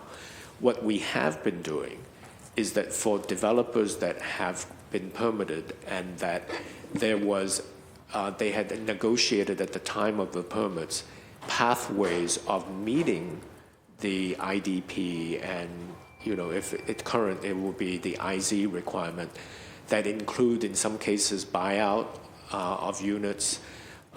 We have been negotiating. A buyout of? Buyout to meet the inclusionary development requirement. So you want to do it on site? So there's a question of how many of the units were on site, Yeah. how many are off sites, and I whether. would rather the units on site, so that there'd be a mixed use of affordable market Yes, rate. no, and that's also our policy. And, yeah. and our general preference is, of course, that there is no buyout, but many of the projects. But my question is, are you working with developers project by project if they can't meet that IDP percentage? Would No, you? no. So the answer is that we're not changing the policy and the percentage. What we are looking at is different pathways in order to meet the percentage, and if it was permitted under the IDP, which is Inclusionary Development Program, or if they've been approved since October of last year, the inclusionary zoning requirement. In both cases, there are ways that we as a city now, primarily led by the Mayor's Office of Housing, how many of those units are on site and how many of those units or square footage have been accomplished either through a buyout or an offsite. We have been looking at that metric so that they still meet the IDP or IZ requirements, but through a slightly different distribution of on-site units, buyouts, and off-site units. So, but on the other hand, if you have a project, say in the South Boston waterfront, yes, and the developer thinks it's more beneficial for that team to put their units off-site, which means basically out of the South Boston waterfront into another area of the city, into another not to other areas of the city. To another neighborhood of the city. That would not generally be considered. So you'd keep it in the South Boston so waterfront? any kind of, if they buy out, we typically still like to see the buyout into very specific projects in the neighborhood. And that South Boston waterfront neighborhood? It's usually a quarter mile. Yeah, quarter mile. From the project site. Yes. Yeah, okay. I think it would be tough in certain areas to do that. I want to see this. I want to see it all on site. I think the affordable units should be on site, giving the opportunity for a neighborhood to have a mix of incomes. Wealthy residents that can't afford these we market rates, agree with that. but also working class residents and residents low income. That's what I believe. But I do think we need to have a look at the high percentage that we have of IDP so we can get some of these projects moving forward, because a lot of them projects are approved. We're just not building them.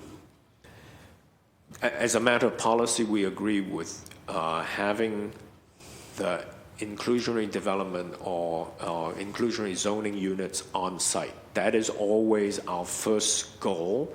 We also believe, and this administration believes, that it is important for the future of the city to make sure that we are now implementing the higher percent of inclusionary zoning and development requirements. And that's the foundation of any negotiation we do with developers. But we still are trying to be flexible. And as you know, Councillor, the most difficult units to deliver right now are the on-site units, because it affects the economics of the project as a whole. When the developer can actually find a partner and to actually develop some of the units off-site, the slightly different economics of a sort of adjoining project might be helpful. But I would just say that we agree with you in terms of policy, in terms of on-site affordable housing units. Yeah, okay, thank you, sir, because I love the South Boston waterfront area. My main concern is there's very few units of affordable housing or workforce housing or low-income housing. I don't think we have that percentage that other neighborhoods have. I want to see that percentage in the South Boston waterfront increase significantly, because I can't have a neighborhood that's just all exclusively wealthy. That doesn't make for a good neighborhood. We agree with you. I think I have one more minute left. What are some of the challenges that your team is facing as we look to invest and build in the Chinatown community, but also respecting that the neighborhood has long been a traditional neighborhood of immigrants, of working class residents, of low income residents, certainly we want to balance, but we also want to make sure that Chinatown can remain a neighborhood of immigrants and a Chinese community as well. I think it's a big challenge because the location of Chinatown is very close to the downtown and many of the jobs, so that there is a lot of folks that are interested in investing in Chinatown that don't necessarily share, the principle that you just described. So we are aware of the fact that the zoning discussion would both at the same time acknowledging the need for redevelopment and reinvestment in some of the Chinatown properties, while at the same time minimizing its attractiveness to investors. So it's a challenge, and I think that what we have or what we need to work on as we move towards adoption of the zoning is to create a kind of partnership between the advocacy forces and tenant associations with some of the existing owners of the Chinatown buildings.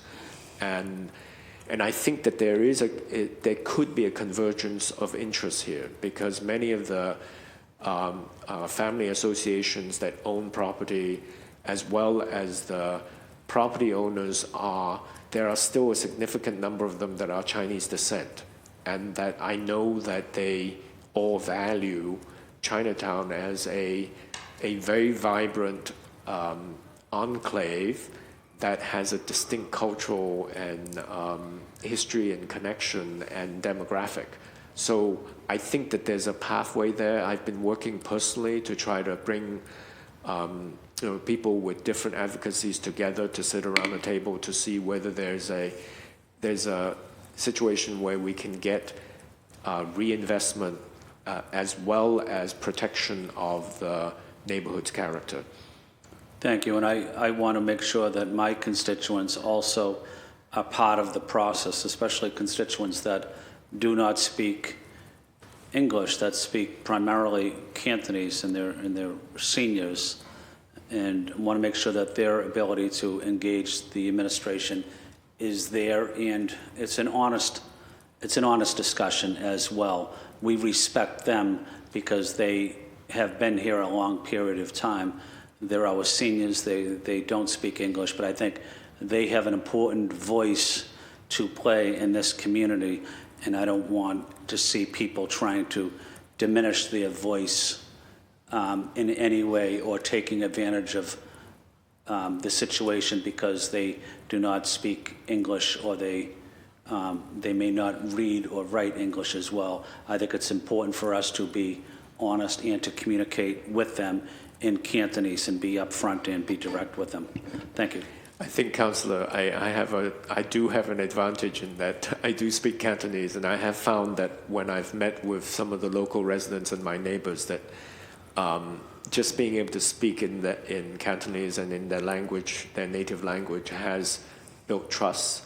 Obviously, I don't make the presumption that just because I'm originally from Hong Kong that I have their trust, but that needs to be earned. And I know that the issues in Chinatown are acute, and it is a priority of this administration to make sure that, obviously we serve all the neighborhoods, but we recognize that Chinatown has its distinct challenges.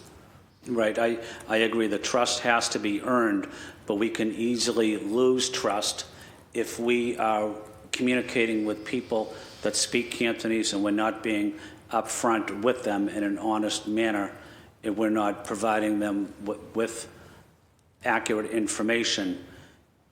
I want us to always be honest in communicating with our Cantonese-speaking residents, even when it doesn't benefit us.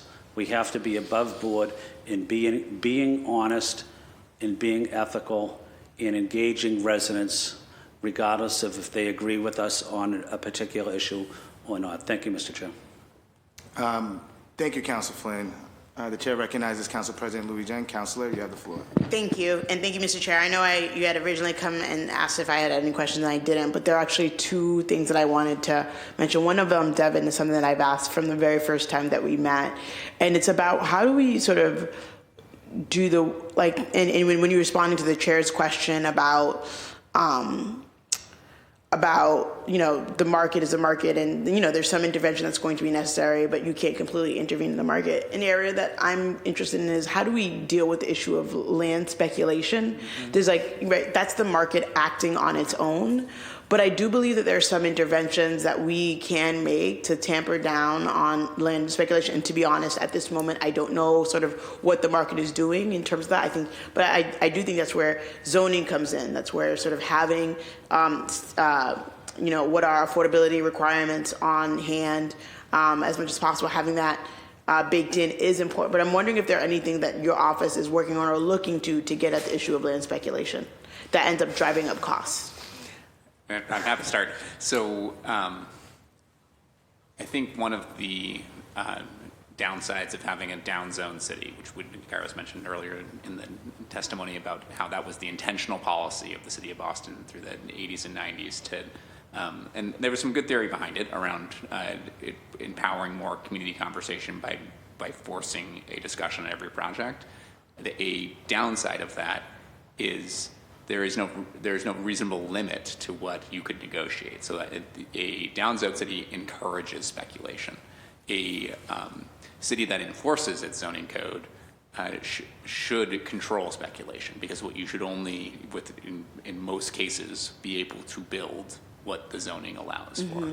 That hasn't been Boston's history, but it is the direction of the planning department and the direction of the administration to move toward a city that has a predictable and enforceable zoning code. And we've gotten it in some places in Mattapan, in East Boston, in Charlestown, where we've done significant rezonings. We now can stand from a position of strength and say, no, that while what you are proposing may be market feasible, we're going to stand strong on the zoning we've worked with the community to produce. So I think the act of doing squares and streets and doing the work to create a zoning code that in many cases allows for more housing development, more development than exists today, but caps it at a reasonable and predictable limit, will discourage speculation, because the land value will be based on what the value of the zoning code empowers.